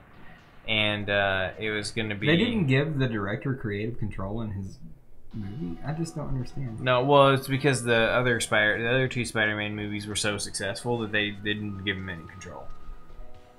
They gave him control in those two movies, though, right? Yeah, but they were so successful, though, Jeremy, that they just decided that he didn't need to have control for the third one. They just wanted it to be what they wanted it to be. Do people know how stupid they are when they're doing stupid things? I think that probably not in the case of like executives that work in Hollywood. Probably not. They probably don't know how stupid they are. Yeah. They probably think that they're real dang smart, actually. But yeah, so basically Sam Raimi was like, well, you know, this isn't the movie I want to make. Right. And they were like, okay, well, you still got to make it. He was like, fuck, okay, I'll make the movie. But why did he have to go and make Tobey Maguire look so stupid? I don't know. Or do you think Tobey wanted to do all that stuff? I don't know, man. To a certain degree, I think Sam Raimi was probably like pissed off about it and pretty much saw Spider-Man 3 as a joke. Yeah. But at the same time, Sam Raimi also helmed the series, you know, up to that point, and would have probably continued being the director behind those movies for future Spider-Man movies had the franchise not been killed by Spider-Man 3. Yeah. So do you think it was self-sabotage? Like, do you think he killed his chances of being the director of those movies? I mean, I think that Spider-Man 3's reception killed the chances that Sam Raimi would ever work on a superhero property again. Yeah. But it is a shame, though, because Sam Raimi is great. Like, while I was watching Spider-Man 2, I was having the time of my life. Mm-hmm. Because that movie is so phenomenal. It's so good. It's so camp. It's like, so good, man. It's like, so whenever campy. When Doc Ock is in the operating room, that whole scene is the great. It's like the greatest thing I've ever seen. Yep. It really is. It feels like an episode of The Evil Dead. It really does feel like a horror movie. Yeah. It feels like a ridiculous, over the top horror movie. It just keeps going too. Yeah. It just doesn't stop, and I love it. I mean, I adore it. It's the best. Spider-Man 2 is the best. Yeah, and I like the first one too. But Spider-Man 2 though. And the first one's good, but Spider-Man 2 though. Yeah, it's good. And it's got such terrible dialogue. It's so awful. It's so bad. I mean, it's real bad. Yeah, but it's like it's kind of endearing. It's because it's so bad. It's not bad like, you know, The Room or whatever, you know. Who's the not Mary Jane in The Amazing Spider-Man? Who plays the not Mary Jane in that movie? Emma Stone. Stone? Is it Emma Stone? Emma Stone. She's cute. Yeah, she is. I like her. That's all I had to say. That's literally all I had to say about that movie. I think she plays. I think she's cuter than what's her name, Kirsten Dunst. Kirsten Dunst. Yeah. Yeah. Kirsten Dunst. I mean, she's all right. Yeah, she's fine. She's fine. Yeah, no, you know what? No hate against Kirsten Dunst. She's not a good actress, but she's okay. Yeah, she's okay. She's all right. She's fine. But she's not a good actress. No. Yeah, she always seems kind of sleepy or something. Yeah, seriously. While watching Spider-Man 2, I was like, "Are you asleep?" She's like, "Hey, Peter." She's just not with it. I want to be in bed. I can't even right now with this. I'm so tired. Yeah, I don't know. She's not good at emoting. Yeah. At all. Her emotions come off as tired. Well, I mean, she's kind of just shoehorned in there. Like, she's not even an important part of the movie. No, you're right. And, you know, I can't really speak from recent experience. I haven't seen the movies in forever. But it just seems like she's a forgettable part of the movie. Uh-huh. Like, she just didn't even have to be there. Well, you know what's interesting? I thought that when I was younger, this is just kind of the whole thing. Like, she's there because of Spider-Man's internal struggle, right? Mm-hmm. And that's really the point of Mary Jane being there. It's not that Mary Jane is a super important character. It's that she represents Spider-Man's struggle with his identity. You know, Peter Parker and Spider-Man, the struggle, right?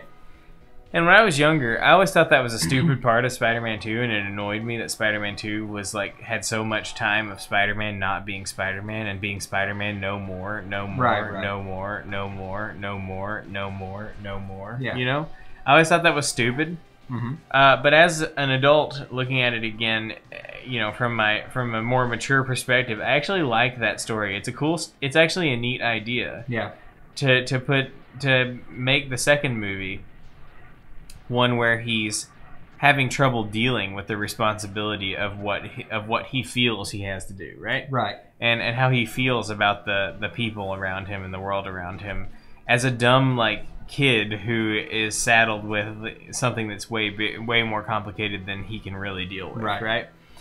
And it worked really well as a second movie. Like, it was a good second entry for Spider-Man, because, you know, the first movie solidified his origin, and it was all exciting and fresh and new, because it was all exciting and fresh and new for Peter Parker becoming Spider-Man. But as a sequel, it works really well to make him question it, you know, question what he's doing and whether or not it's good for him.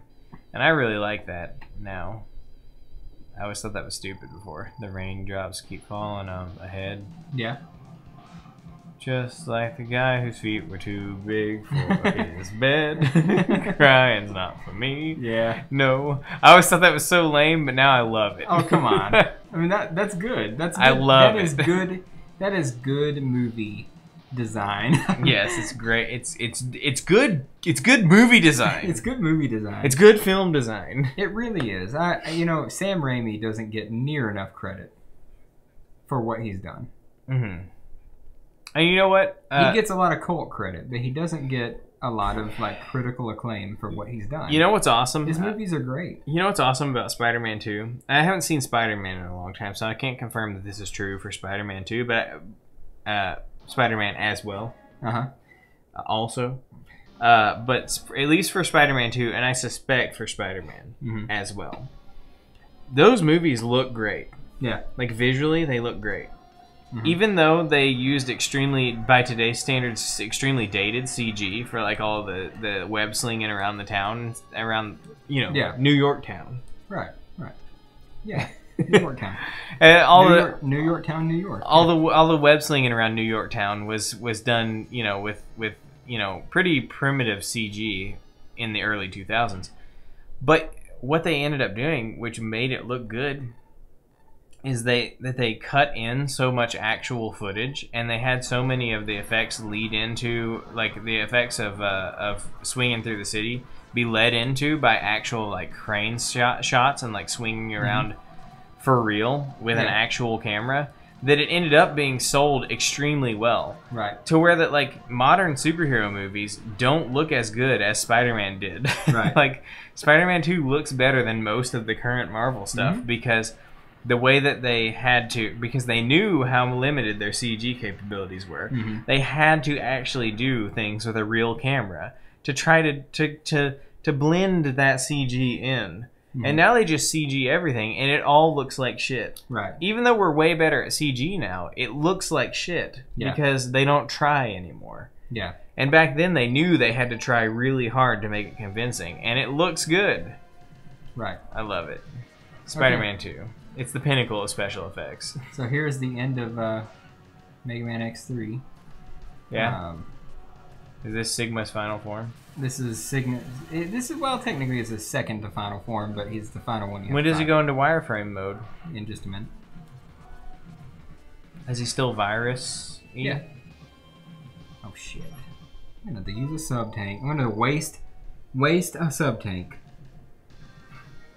that I could have used for later. Do you need it? No. Is this not a very hard Sigma fight? No, I gotta hit him one more time. But is he kind of like a potato?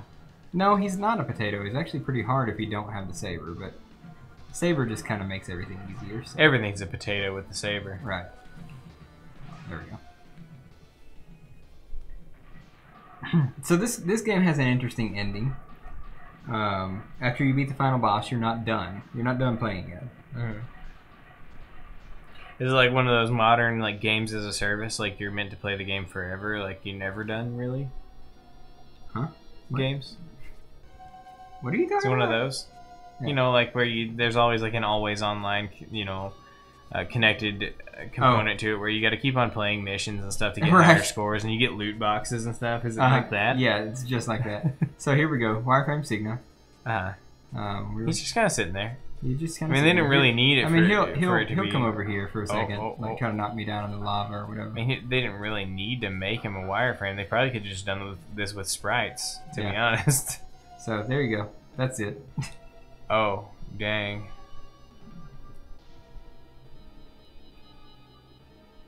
Wow, this is amazing. Damn, it's a dead end. Whoa, Mega Man, watch your language. Ooh, watch that CX4 chip. Give up, X. I shrunk to 2/3 my original size. Is that a bean over there? Yeah.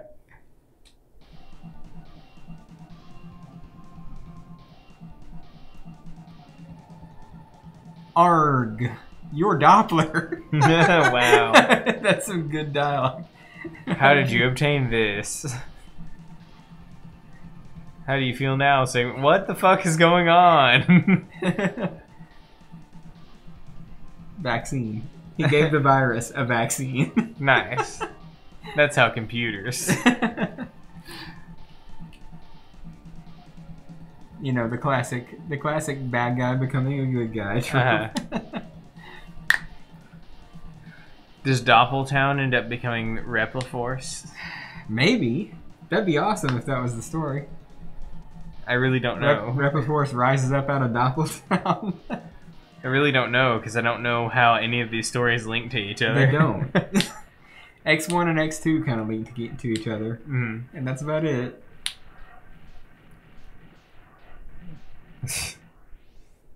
Doppeltown. Yep. We are Repliforce. The most powerful, the greatest army in history. I've put rock battles on history. Repliforce versus the denizens of Doppeltown. So anyway, X has crushed Sigma's plan once again. For how long, though? Only the express turn on his arm knows for sure. I'm sure. Sure. All right, you want to switch that out? Want to flop it over to flop it over to X or Mega Man and base? Yeah, let me go check up with the guy, with the dude. Oh yeah, okay. You don't have it yet, right? Yeah, let's I'll be right back. Yeah. Probably need a beer whenever I get back.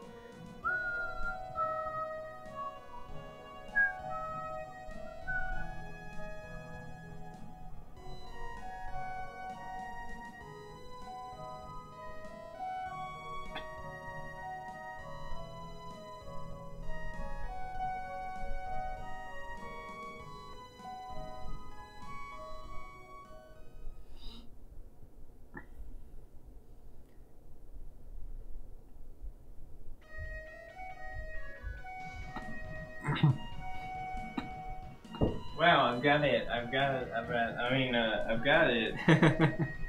Yeah, it's right in my hand. This is some good ending music here too. Yeah. You want to jam out this for a little while, or do we want to switch over to rock? Oh, you want to show them the cart that we that you picked up from your friend? Yeah, I just got that cartridge from a friend. Yeah.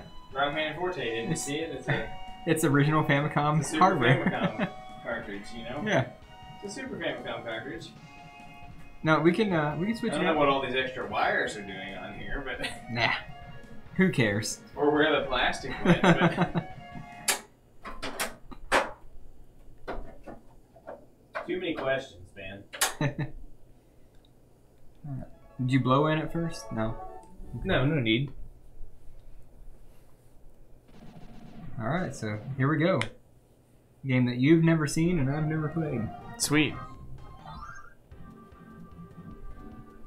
Who should I choose? I don't know. It's pretty certainly going to be Base. Base is pretty cool, so. Also because he dashes. Oh, well that's an immediate yes. Getting that right. Makes sense. I mean, it plays more like a Mega Man X game with Base. Also, rapid fire. Wow. Fancy. So, what do you think so far? Well, so far it feels like dashing and jumping in Mega Man X. It's kind of cool. Sweet. I actually did play this for the Game Boy Advance way back in the day. Way back in the day. But I've seen it played a lot on streams and whatnot. Okay. But it's different on the Game Boy Advance because there are only 2 face buttons. So right. Dashing, jumping, shooting. Like, I think one of the L or R buttons or the select button maybe did one of those functions. I bet they did like an L and R buttons like do, at least one of them probably does dashing. Do you notice the graphic style of this game though? It looks kind of like... what does it look like? Not X7, or not 7. This is more in the tune It looks kind of like 8. Of 8. Yeah. It's because this game came out after Mega Man 8. Oh, dang. This NES game is a sequel to a PlayStation game, and that's not even a joke. This was a direct spiritual sequel to Mega Man 8 on the PlayStation. Why'd they do that? I noticed that the little their animations are exactly the same. This is a sequel to a PlayStation game. Why? I have no idea what their thinking was on this. But yeah, it like is the PlayStation sprites. Yep, just a little bit, lower res versions of PlayStation sprites. That is what's happening in this game. Wow. Oh yeah, we have no idea what the story is, by the way. Well, yeah, that's true. You don't need to, though. Right. Well, is there an English patch for this, I wonder? I don't know. Have you ever seen a speed run? The game is in English on the Game Boy Advance. Well, right, but I'm saying, like, have you ever seen... Oh, is this where Proto Man dies? Apparently. I don't know. Have you ever seen, like, speed runs or whatever? Well, speed runs use the Japanese version because it's faster. Oh, I see. So, no, I've never seen... Oh boy, it's Jello Man. Yeah. The version from absolute favorite. The version that comes from Mega Man 8.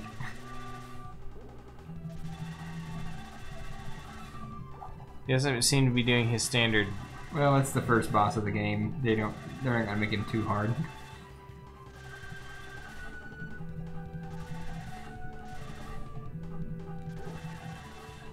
What a weird concept that they would release a game, a sequel to a game for the PlayStation on the Super Nintendo. Yeah. Were they even making Super Nintendos at that point? No, I don't think so. What? Well, Mega Man 8 was an early game.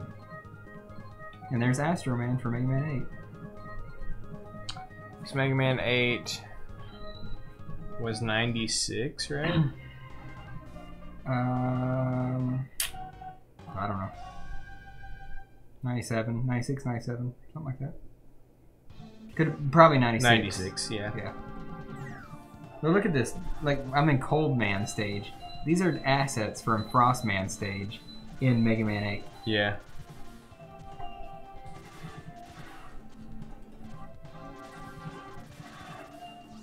Yeah, I mean, whoever worked on the Mega Man X team definitely worked on bass in this game, because this feels just like playing a Mega Man X game. Rockman and Forte, 1998. Why? Yeah, I don't know. I mean, when did the SNES stop being produced? There's a CD down there. Yeah.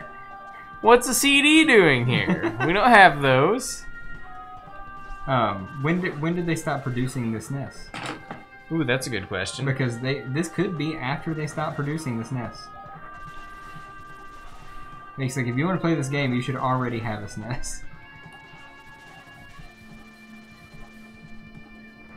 Super Nintendo Entertainment System. No way. What? No way. What? Wikipedia says retail availability 1990 to 2003. No way. That's wrong.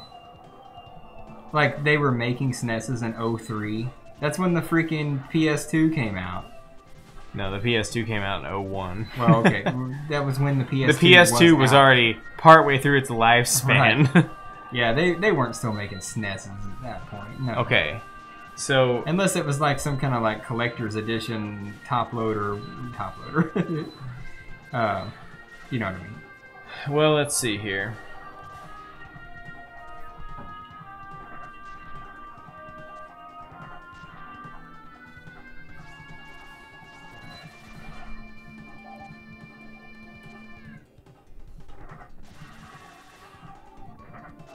Okay.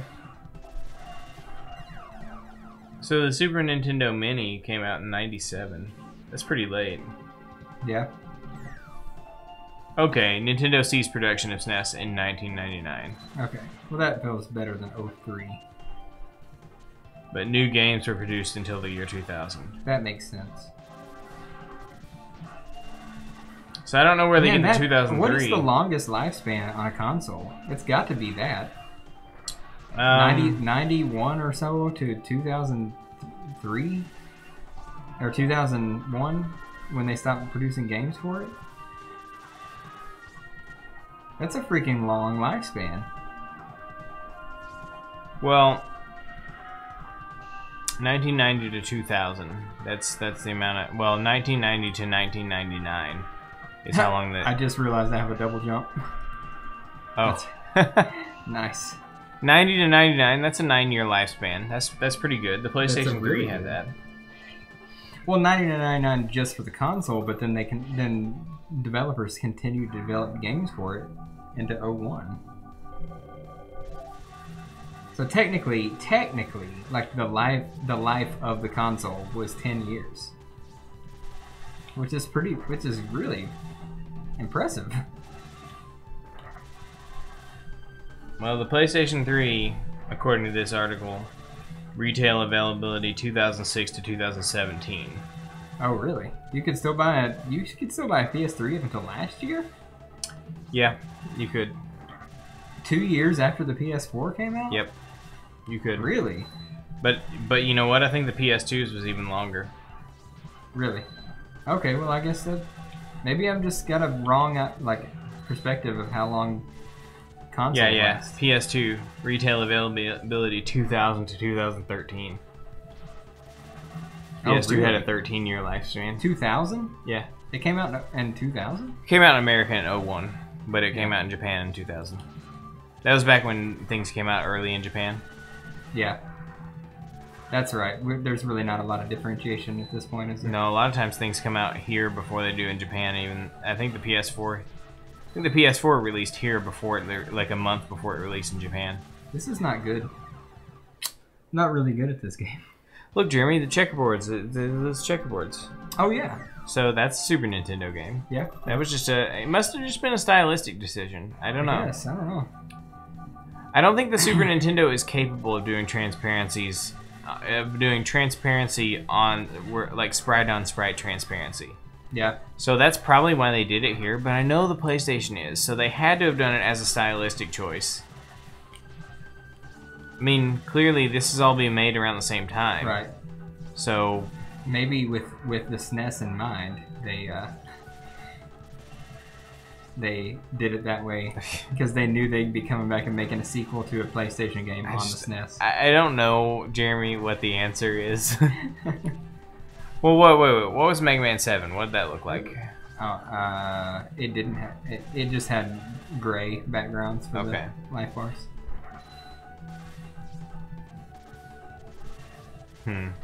Well, whatever. Okay, so this sucks. He takes like 1 pixel of damage for every 30 bullets I shoot at him.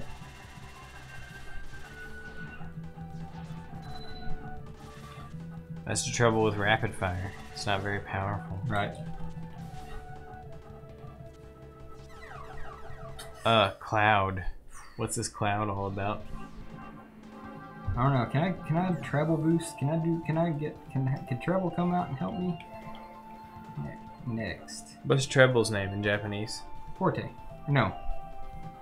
Treble. I don't know. Forte is bass. Yeah. Okay. All right. Mega Man and Bass. Hey Bass, you're our enemy. Bass. Who's Bass? Who are you talking to, Mega Man? Oh, that's definitely not Bass's voice. Bass is Mega Man. No, I'm just kidding. He's got that really anime sounding voice. Who's Bass? Yeah, that's it. I don't know what you're talking about, Mega Man. I mean, actually, I really don't. Like, that's not my name. So like what the fuck are you talking about, Mega Man? Mega Man. My name's Bass. like low octaves. You know what I'm saying? Go the fuck away, you stupid cloud. I'm not Goddamn clouds. I'm not a fish. I'm not a fish, Mega Man. Oh, I didn't want to. Why did it make me continue? I wanted to go to stage select. I want to do this again. Fuck it.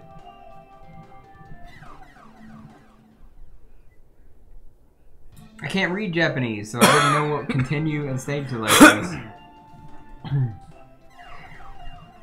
Jeremy, you need to learn how to read Japanese. Yeah, you tell me what it says. It says Rokuma. Rokuman. Oh, that's what it says? Yeah. Oh. Got it. Got it. This is a weird stage layout.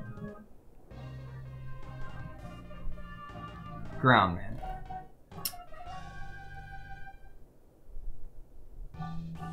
I'm pretty sure his artwork, stylistic artwork, was different from his sprite. Oh yeah? Yeah. In his artwork, he had a drill coming out of his stomach. And I'm pretty sure he didn't in the... I don't care about CDs. I don't even know what they do, so... Fuck them. They tell you that you... They remind you that you don't have a PlayStation. Right? They're like... Oh, you want to play Mega Man 8? Well, you can't because you don't have a PlayStation. But hey, you get Mega Man and you get Mega Man and Bass. Right. Interesting, by the way. The only Mega Man game that I know of that works off of a boss tree instead of a stage select. Yeah, Huh?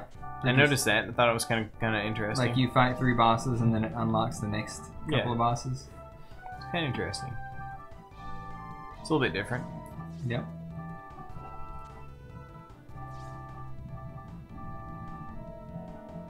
Gotta say, the music is really chill. Yeah.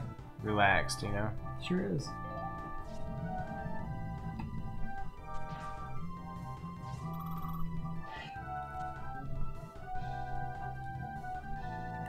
Okay. There was no getting out of that.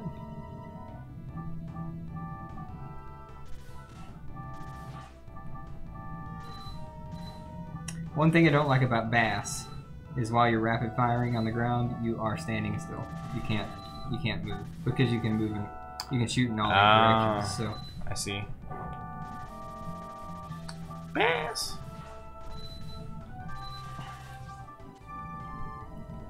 Well, you know, with cool, you know, action, high speed, shooty all around the place powers comes a great inconvenience. Right.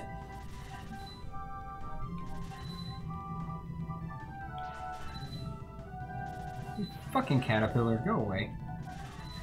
Wow, this mini boss is like the final boss of the game. Pretty much. That was Dr. Wily. Yeah. Sigma. Dr. Sigley. Wilma. Dr. Scylla. Silly. Nigma. Subugmugla. These guys are recycled from Mega Man 8 also. Yeah, they are. From Clown Man stage. Right? From every man's stage. Oh, well, also pretty much Clown throughout. Man's. Yeah, Every Man was my favorite. Yeah, he's pretty good. He's just a down to earth. He's just a really down to earth guy. He really is. Shit, I didn't know he came all the way over there. Please don't start me. Okay. Every man's just a nice guy. You know, everybody can. Yeah. You know, everybody can really, you know, level with him. You know, Yeah. touch base with him. You know, understand where he's coming from. Yep. You kind of feel bad about killing him. Right. He's like, hey man, forget about it. Yeah. Yeah, what I mean, I'm just trying to pay the bills, you know? I'm just trying to pay my mortgage. Yeah. So it's cool, you know? We're all just trying to pay our mortgage, you know? In the end, isn't that what we're all just trying to do? Yeah. We're all just trying to pay our mortgage. Yep. That's all anybody's ever trying to accomplish. Just gotta pay the mortgage. It cracks me up, like, watching, like old movies where they're like, I got a family and a mortgage. It's like, what? Why is that a reason to live? Like, why is having a mortgage a reason like that you can't die right now? Somebody's got to pay that mortgage. My wife's not gonna do it. My wife doesn't work. She sits around and eats bonbons all day, watches soap operas. I mean, I guess that's the thought. I don't know. Oh, okay. I see what's happening here. Where does that ladder go? Oh. I do see what's happening here. I didn't at first, but now I do. So you can't shoot the tan ones, you have to shoot the red ones. Man, look how close that is. So close. So far away. You have no choice. My fate is sealed. I can't wait for that game. I'm so excited about that game. It is the next game. Yep, we played that recently, haven't we? Not too long ago, but I'm really excited about it. Because I remember like showing off the general's super easy exploit where you just like swing the sword into his head and he dies. I think over at the apartment we played it. Couldn't have been too long ago, right? No, it wasn't too long ago. Let's see what's down here. But I love that game. It's a good game. Oh, fuck. Mimics. Fucking mimics. Mimic you.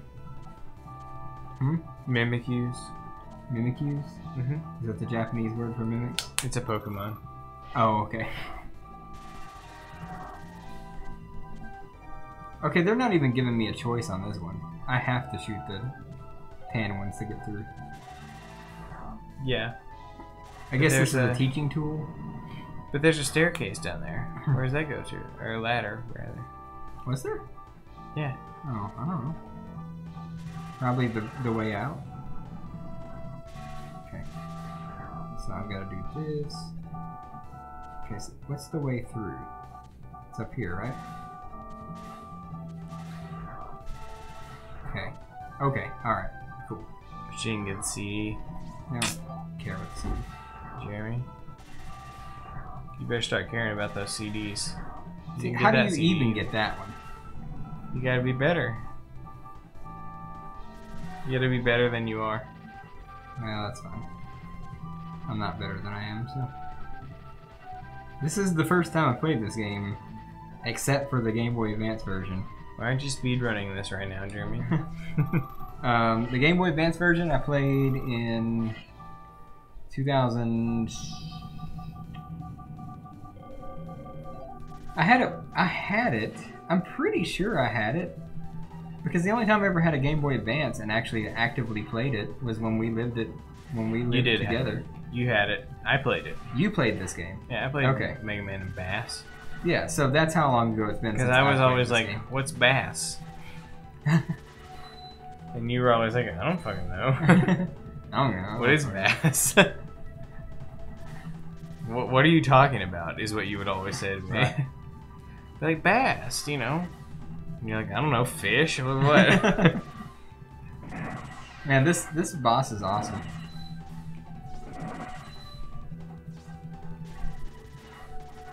You know, what's up with the music all being the same exact track? What do you mean? What are you talking about? Every music in the entire game has been the same. How so? I don't know, I haven't been paying attention. I've heard this track a few times. Oh, that was the boss music. That's the boss music. Oh, I see. And I've fought 3 bosses so far. I haven't beaten any of them, but I've fought. Okay, so I'm gonna say right off the bat, this is definitely one of the harder Mega Man games that I've ever played, but it could be that base is maybe like hard mode. Okay. Because I can't charge and shoot. Like maybe with Mega Man, this guy's a piece of cake. But with Bass... Can you dash with Mega Man in this game? You can slide like you can in every other Mega Man game. Well, what I'm saying is it's probably more fun with Bass, but it's probably way easier with Mega Man. Yeah. So that being said, does this work? No. Hit the reset real quick. Why are you creaking my controller I'm trying to hit all the buttons at once to get it to reset. That's what you do. You're so mean to my controller. Quit crunching it. That's a limited resource, Jeremy. There's not very many of those out there. I'm pretty sure a lot of kids have done that and not destroyed their controller. Yeah, but don't crunch my controller. All right. So look at Mega Man's man boobs. I know. He's pretty pathetic looking in that picture, actually. So with that being said, I would much rather be playing as Bass, but I'm going to try it out as Mega Man. Oh, Megan Man. Yeah.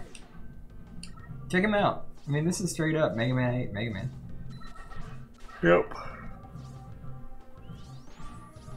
Bass is a much cooler dude. Yeah, for sure. Megan Man is basically just a freaking why. Yeah. You know what I'm saying? Yeah, I know what you're saying. You know, it took them a lot of games to finally get to the place where they could admit that Mega Man's not actually the cool one to play as right. In any game. Yeah.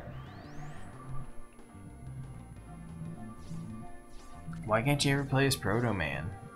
You can. Mega Man 9 and 10. Oh, sick. He's not that cool. But he looks cool. He's got a cape. Yeah. And his music is all... Yeah, it's sweet. It's pretty sweet, dude. You gotta admit. Well, I gotta say, being able to charge makes it a lot easier. Okay. But you can't dash. No. So it's not fun. Right. All the fun's gone, but at least I can, like, get through stuff. Right.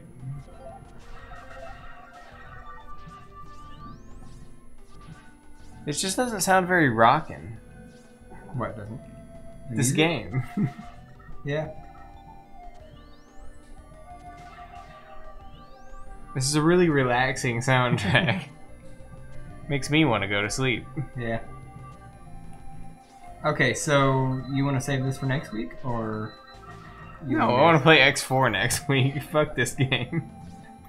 Seriously? You don't want to see this game? Maybe later, but you know, X4 isn't what I really want to get onto. Well, yeah. We can't even tell what's going on here. It's all the same shit. We've been following the story intently. Jeremy, we've been very, very closely following the storyline of Mega Man. Yeah, I guess. Well, I'm going to try to beat one boss. Okay. One bass? Yeah. I'm going to go try to beat Cold Man. Okay. And then I'm going to try to beat... If it unlocks Burger Man, I want to beat Burger Man. Burger Man. Burger Man. Because watching people fight him, it looks like a lot of fun. Okay. Cool. But I don't know if that unlocks him or not. It may not. Oh, wow. Yeah, this is significantly easier for X, Mega Man. Yeah, he's dead. He died pretty quick there. Yeah. Hey, dude, could you toss me a Coke? Oh, yeah, by the way, save. I want a Coke. Give me the Coke. I want the Coke. You need souls, and I need a Coke. Coke.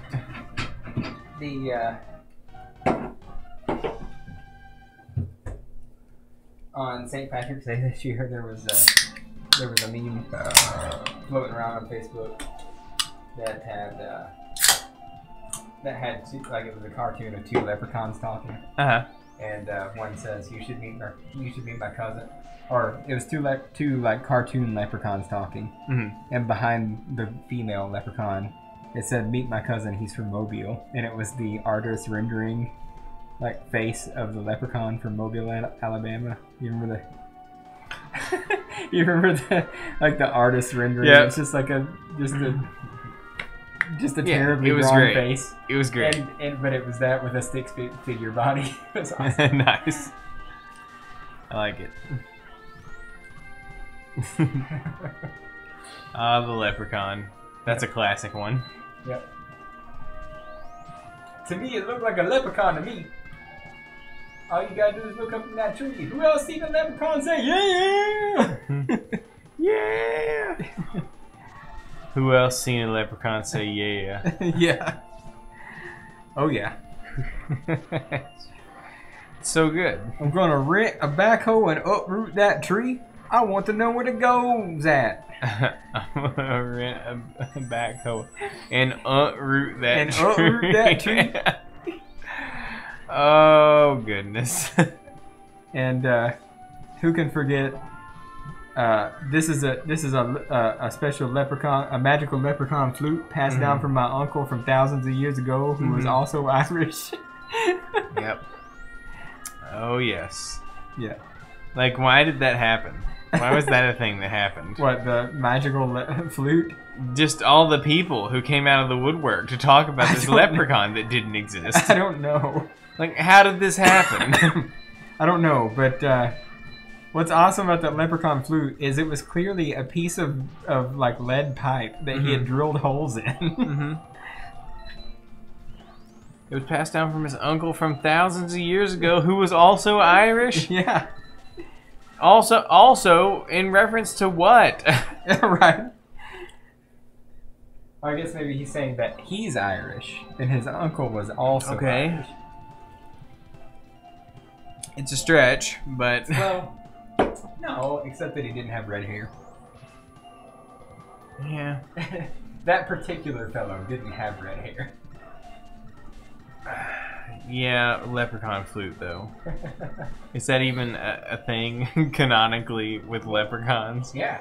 You play the lead pipe leprechaun flute, and it protects you. And you get lead poisoning. It protects you from leprechauns. I guess leprechauns can't hurt you if you're dead from lead poisoning. Yep. This guy's a pain in the fucking ass. I hate guys that have tiny hitboxes. Yeah, it is a pain. Mega Man loves to do that. Here's a place you can't go with bass. Because you can't slide with bass. Bass! Clearly the CDs are for Mega Man to collect. Yeah, I guess. Or maybe some you can collect with bass and some you can collect with Mega Man. You gotta play through the game Oh, twice. I bet that makes sense. It gives you the only incentive to play as Mega Man. Well, and also the game is way easier as Right, Mega the Man, game so you is might do that. significantly. That was pretty good. I was impressed by that, Jeremy. Yeah. If only you could get some iframes whenever you see that coming. Right. You know? Like, if you could... Yeah, that was stupid. Oh. If you could inflict some damage on yourself. Right. That would be nice. Alright, so here's my last life. If I die here, it's done. If I don't die here, then I'll keep on going. Okay. I mean, you ready to end the stream? Well, I mean, you know, whenever you are. It's about 10 o'clock. Yeah, I'm good whenever, so. I mean, we've already played through one game. Anyway, not that I'm giving up on this game. I would like to play through it, because I've never done it, but maybe on my own time. Well, I mean, that's up to you, man. I don't mean tonight. play it on the stream. I'm not gonna play through this tonight, but I would like to play it someday. We could play through it all the way on the stream. Yeah. I wouldn't mind.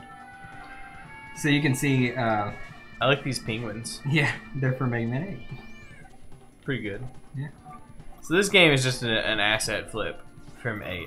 Oh yeah, They probably literally whipped this everything. together in like 5 seconds. Yeah, pretty much everything. But see, what's weird to me, like, how do you take sprites from the PlayStation? Oh yeah, look how much damage he takes from Mega Buster. Look at that. Hmm. That was like 5 minutes of playing with bass. Yeah. See, what would be cool in any of these games is to be able to switch back and forth freely between characters. Like, fight this guy with Mega Man and then fight the next guy with bass. Mm-hmm. Why was there a standard back then that you had to just pick your character and be stuck with them? I don't know. Look at that. I didn't take any damage on that fight.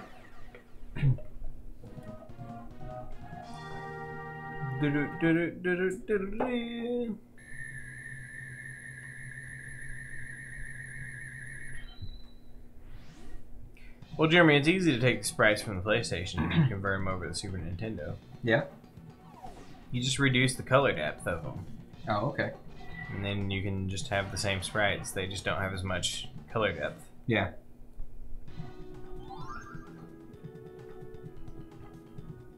They still end up looking pretty good, but they're not, you know. There he is, Burner Man. Cool. So the fight with this guy is fun because the weapon Ice Wall, I don't think actually damages him. Yeah. Speaking of music. Okay.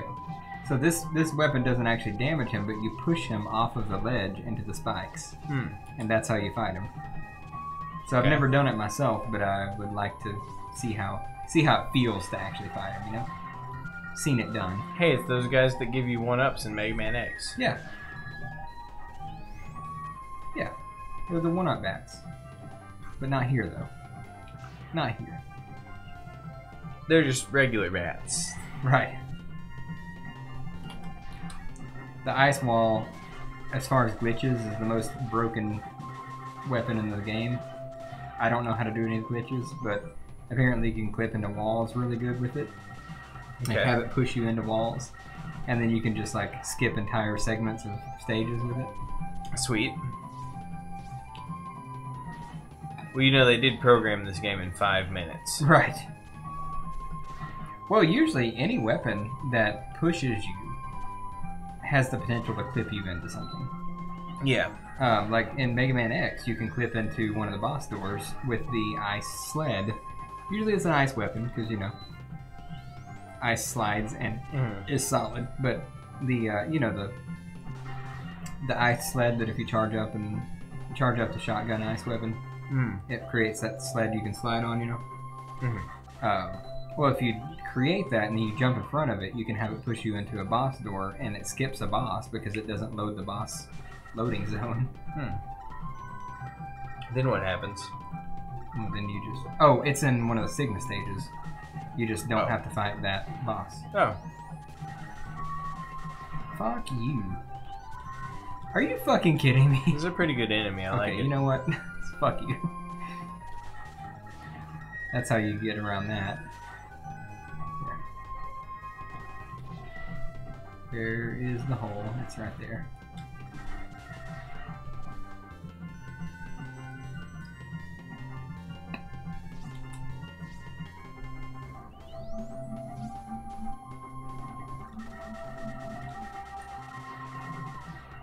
Yeah, but anyway, like I explained before last week, PlayStation games are not higher resolution than Super Nintendo games. They're the same resolution. So the sprites are all the same resolution. They just have more color depth than PlayStation. So this is what Mega Man 7 could have looked like. I like this so much better than Mega Man 7. Yeah, this is just stylistically, this is where Capcom went. Right. This is so much prettier to me than Mega Man 7. Mega Man 7 has always been kind of a derpy looking game to me.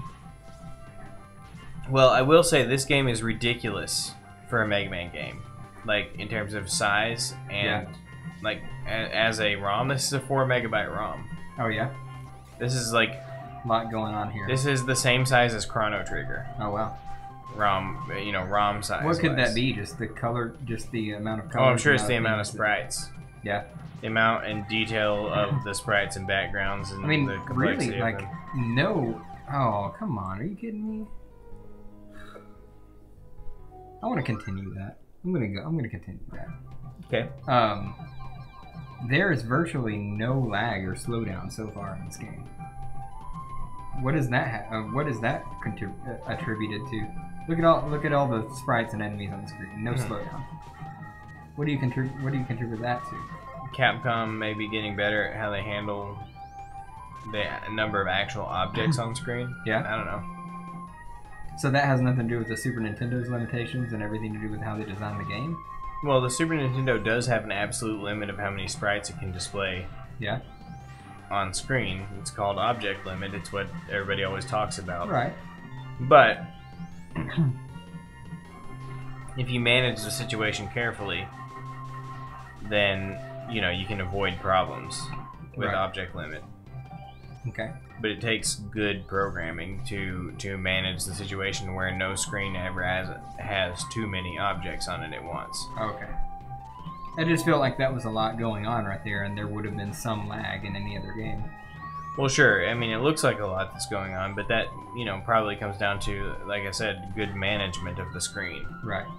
Where you perceive a lot of action happening because they've got everything packed in pretty tightly in this screen. So when you have, you know, 4 or 5 enemies, it looks really crowded. But it may be that they've just limited the size and scope of the levels themselves. I mean, if you look at it, the sprites are much larger in this game than they are in, like, the X games, for example. Right. So, you know, the amount of physical space that you take up and that the enemy sprites take up on the screen is much larger, which means that a room can look much more crowded with fewer sprites. You think Mega Man is significantly bigger in this game than X? Yeah. He's fucking huge in this game. Yeah. Yeah, you're right. I mean, he's monstrous. It's kind of scary. He's not as big in this game as he is 7, though. Or maybe he is. I think he probably is. He's probably the same sprite. No, he's not the same sprite in 7. Completely or no. I mean, same size as he is in 8. Right. In 8, which is about the same as 7. Okay. So it's probably the same sprite. Yeah, it's definitely the same sprite as 8. I was talking about 7. Well, yeah, but I'm thinking about 8. Mega Man has a big dumb head in 7. And that's why nobody likes Mega Man 7. Yeah, because of his big dumb head. And in this one, he has really big giant boots. Yeah. Big dumb giant boots. Yeah, but he always has big giant boots. Sure, but I mean, he's huge in this. Right. So those boots are even bigger. Fuck. Why are the flames insta-kill? Why are the flames insta-kill? Because why not? Didn't you know that if you get pain in the fucking get burned, you die? Yeah. Yes, if you walk through a fire, just you real life. instantly die. Mm-hmm. Especially if you're made of metal. That's like clearly just instant death. Fire melts metal, man. Yeah, instantly. Mm-hmm. Touch fire to metal, and you've immediately got melted metal.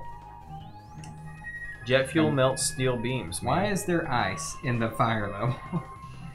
Because they were flipping assets like crazy in this game, and they had no idea what any of it meant. Yeah.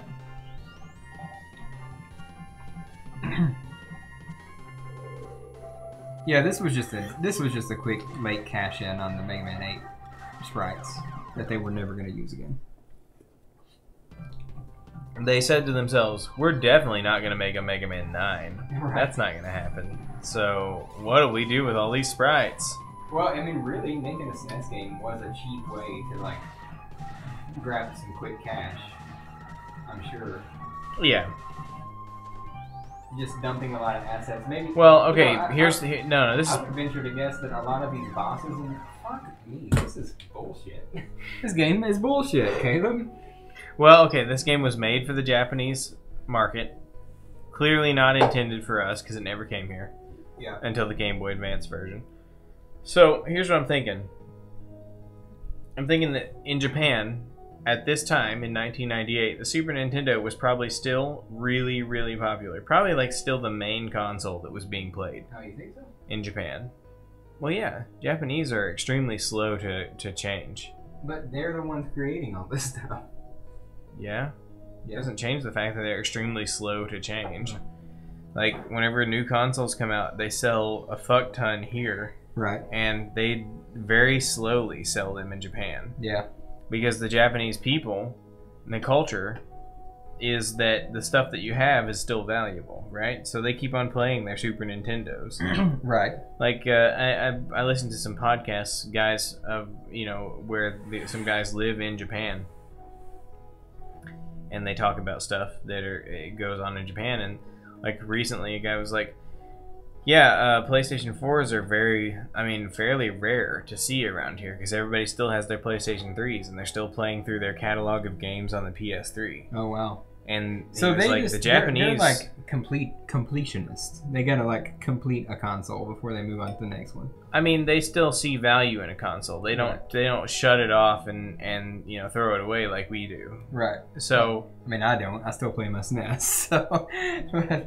Right, but Western whole, culture is that whenever the new, better thing comes out, the old thing is obsolete, even though that's not how it works with things like video games, because they are an art form. And art forms don't become obsolete because they're old, Right. But, yeah, so the Japanese, they don't jump right on the new console like we do. That's why sales in the Japanese market are usually really slow on new stuff. So they figured out a long time ago or a while ago that it's smarter to release it first in the U.S. to build hype over it, and to get a lot of sales right up front. There's a lot of money to make here. Yeah. So it doesn't make much sense to release in Japan first. They used to release in Japan first because it made sense to them because it's like, well, this is our company. Right. There are people. We're going to release our products to them, right? But it makes more business sense to release here because we will buy it. Yeah. And we'll buy it immediately. And we'll buy millions of them. Right. And then you, in the meantime, will make a bunch of money while your home market is determining whether or not they want to move on. Right. And so, yeah, at this time, in 1998, I'm sure that the Super Nintendo was still hugely popular. And they thought, well, shit, we probably make some good money if we just if we do a quick asset flip of Mega Man 8's assets onto a Super Nintendo cartridge and sell that to people who don't have a PlayStation. Sorry, this music is depressing. So. It is depressing. Because I'm sure there are a lot of people who didn't have PlayStations, but Capcom still wanted to sell them a new Mega Man game. Right. Yeah. So. And that's true, and that makes a lot of sense, like I was saying, like, it's just a really, really quick, easy way to cash in. To make a SNES game. I mean, how much effort did it take to take these leftover assets and just throw a SNES game together? Probably not a ton. Yeah. It's probably pretty easy. And then they shat it out there on the market. I'm not saying it's a bad game. I'm just saying, you know, it is a cobbled together leftovers, you know, scraps of Mega Man 8. I mean, I would venture to guess that a bunch of these actually, correct me if I'm wrong, but wasn't the one of the fan art like contest things at the end of Mega Man 8? We were kind of looking at them, you know, the different versions of Aquaman that were sent in by fans and whatnot. You know what I'm talking about? Yeah. Wasn't there a pirate one? Yeah, there was. There's Pirate Man in this game. Okay. I guarantee you that these bosses, first of all, there's 2 or 3 Mega Man 8 bosses that were rehashed. But I guarantee you that all the rest of these bosses were rejects from the contest for Mega Man 8. Well, there you go. they literally put no thought into this game at all. Well, you know, this was probably developed as like a, you know, almost as like a tumor on the Mega Man 8 development. It's right? Like, well, we'll just, hey, while you're at it, why don't you develop this other game too for the SNES? Right. You know, but the thing is, the one thing this game got right, again, I don't know that it didn't get a lot right, it could be a terrific game. And a lot of people play it, and a lot of people speedrun it. Like, it's a popular game to speedrun and whatnot. But one thing that it really got right is the same concept as we were talking about between Mega Man X3 and X4. You can finally play as your favorite character. And in this game, you can play as Bass. How freaking cool is it? You can play as Bass, you know? Right. And that's one thing that I think was probably appealing to whatever market they released it to. Because this character from Mega Man 7 and 8, that was just this elusive, maybe a bad guy, maybe not a bad guy kind of guy, now you get to play as him. Yeah. Bass! Bass, I'm not your enemy, Bass! Bass! Man, we really missed an opportunity on stream to watch all those cutscenes too. Yeah. It's a bummer. We watched the Dr. Light one, that was most important. Yeah, Mega Man. You must leave me, Mega Man. Mega Man. Pretty good, pretty good. If we find those energy sources, we'll find Dr. Huawei. Dr. Huawei. You know, like the telephone company, like the cell phone manufacturer, Huawei. Huawei? Yeah. Alright, well guys, I think that's the end of the stream. Yeah, I think we're done. Well, hey, good times. Thanks for nobody for stopping in. Nobody showed up. That's kind of a bummer. We're a little hurt, but hey, it happens sometimes. But hey, we'll be here next week, so maybe somebody will show up. You know, I mean, honestly, I think one of our biggest problems is that we started early and we're ending early. And usually people start showing up around 10:30 or 11, so... That's true. Maybe we need to start later. Maybe. But I get tired and I want to go to sleep. Me too. And also, I have to work tomorrow, of all things. Well, I gotta go in the office in the morning because that's the thing now. Unless it's your day off, though. Yeah, unless. Unless. Yeah, unfortunately, it's not my day off though. But well, just don't go in, and he won't know if it's your day off or not. Right. Until he checks the board and is like, "Oh wait, it's clearly not your day off." Right. All right. Well, thanks for watching. We'll see you next week. All right. Later, guys.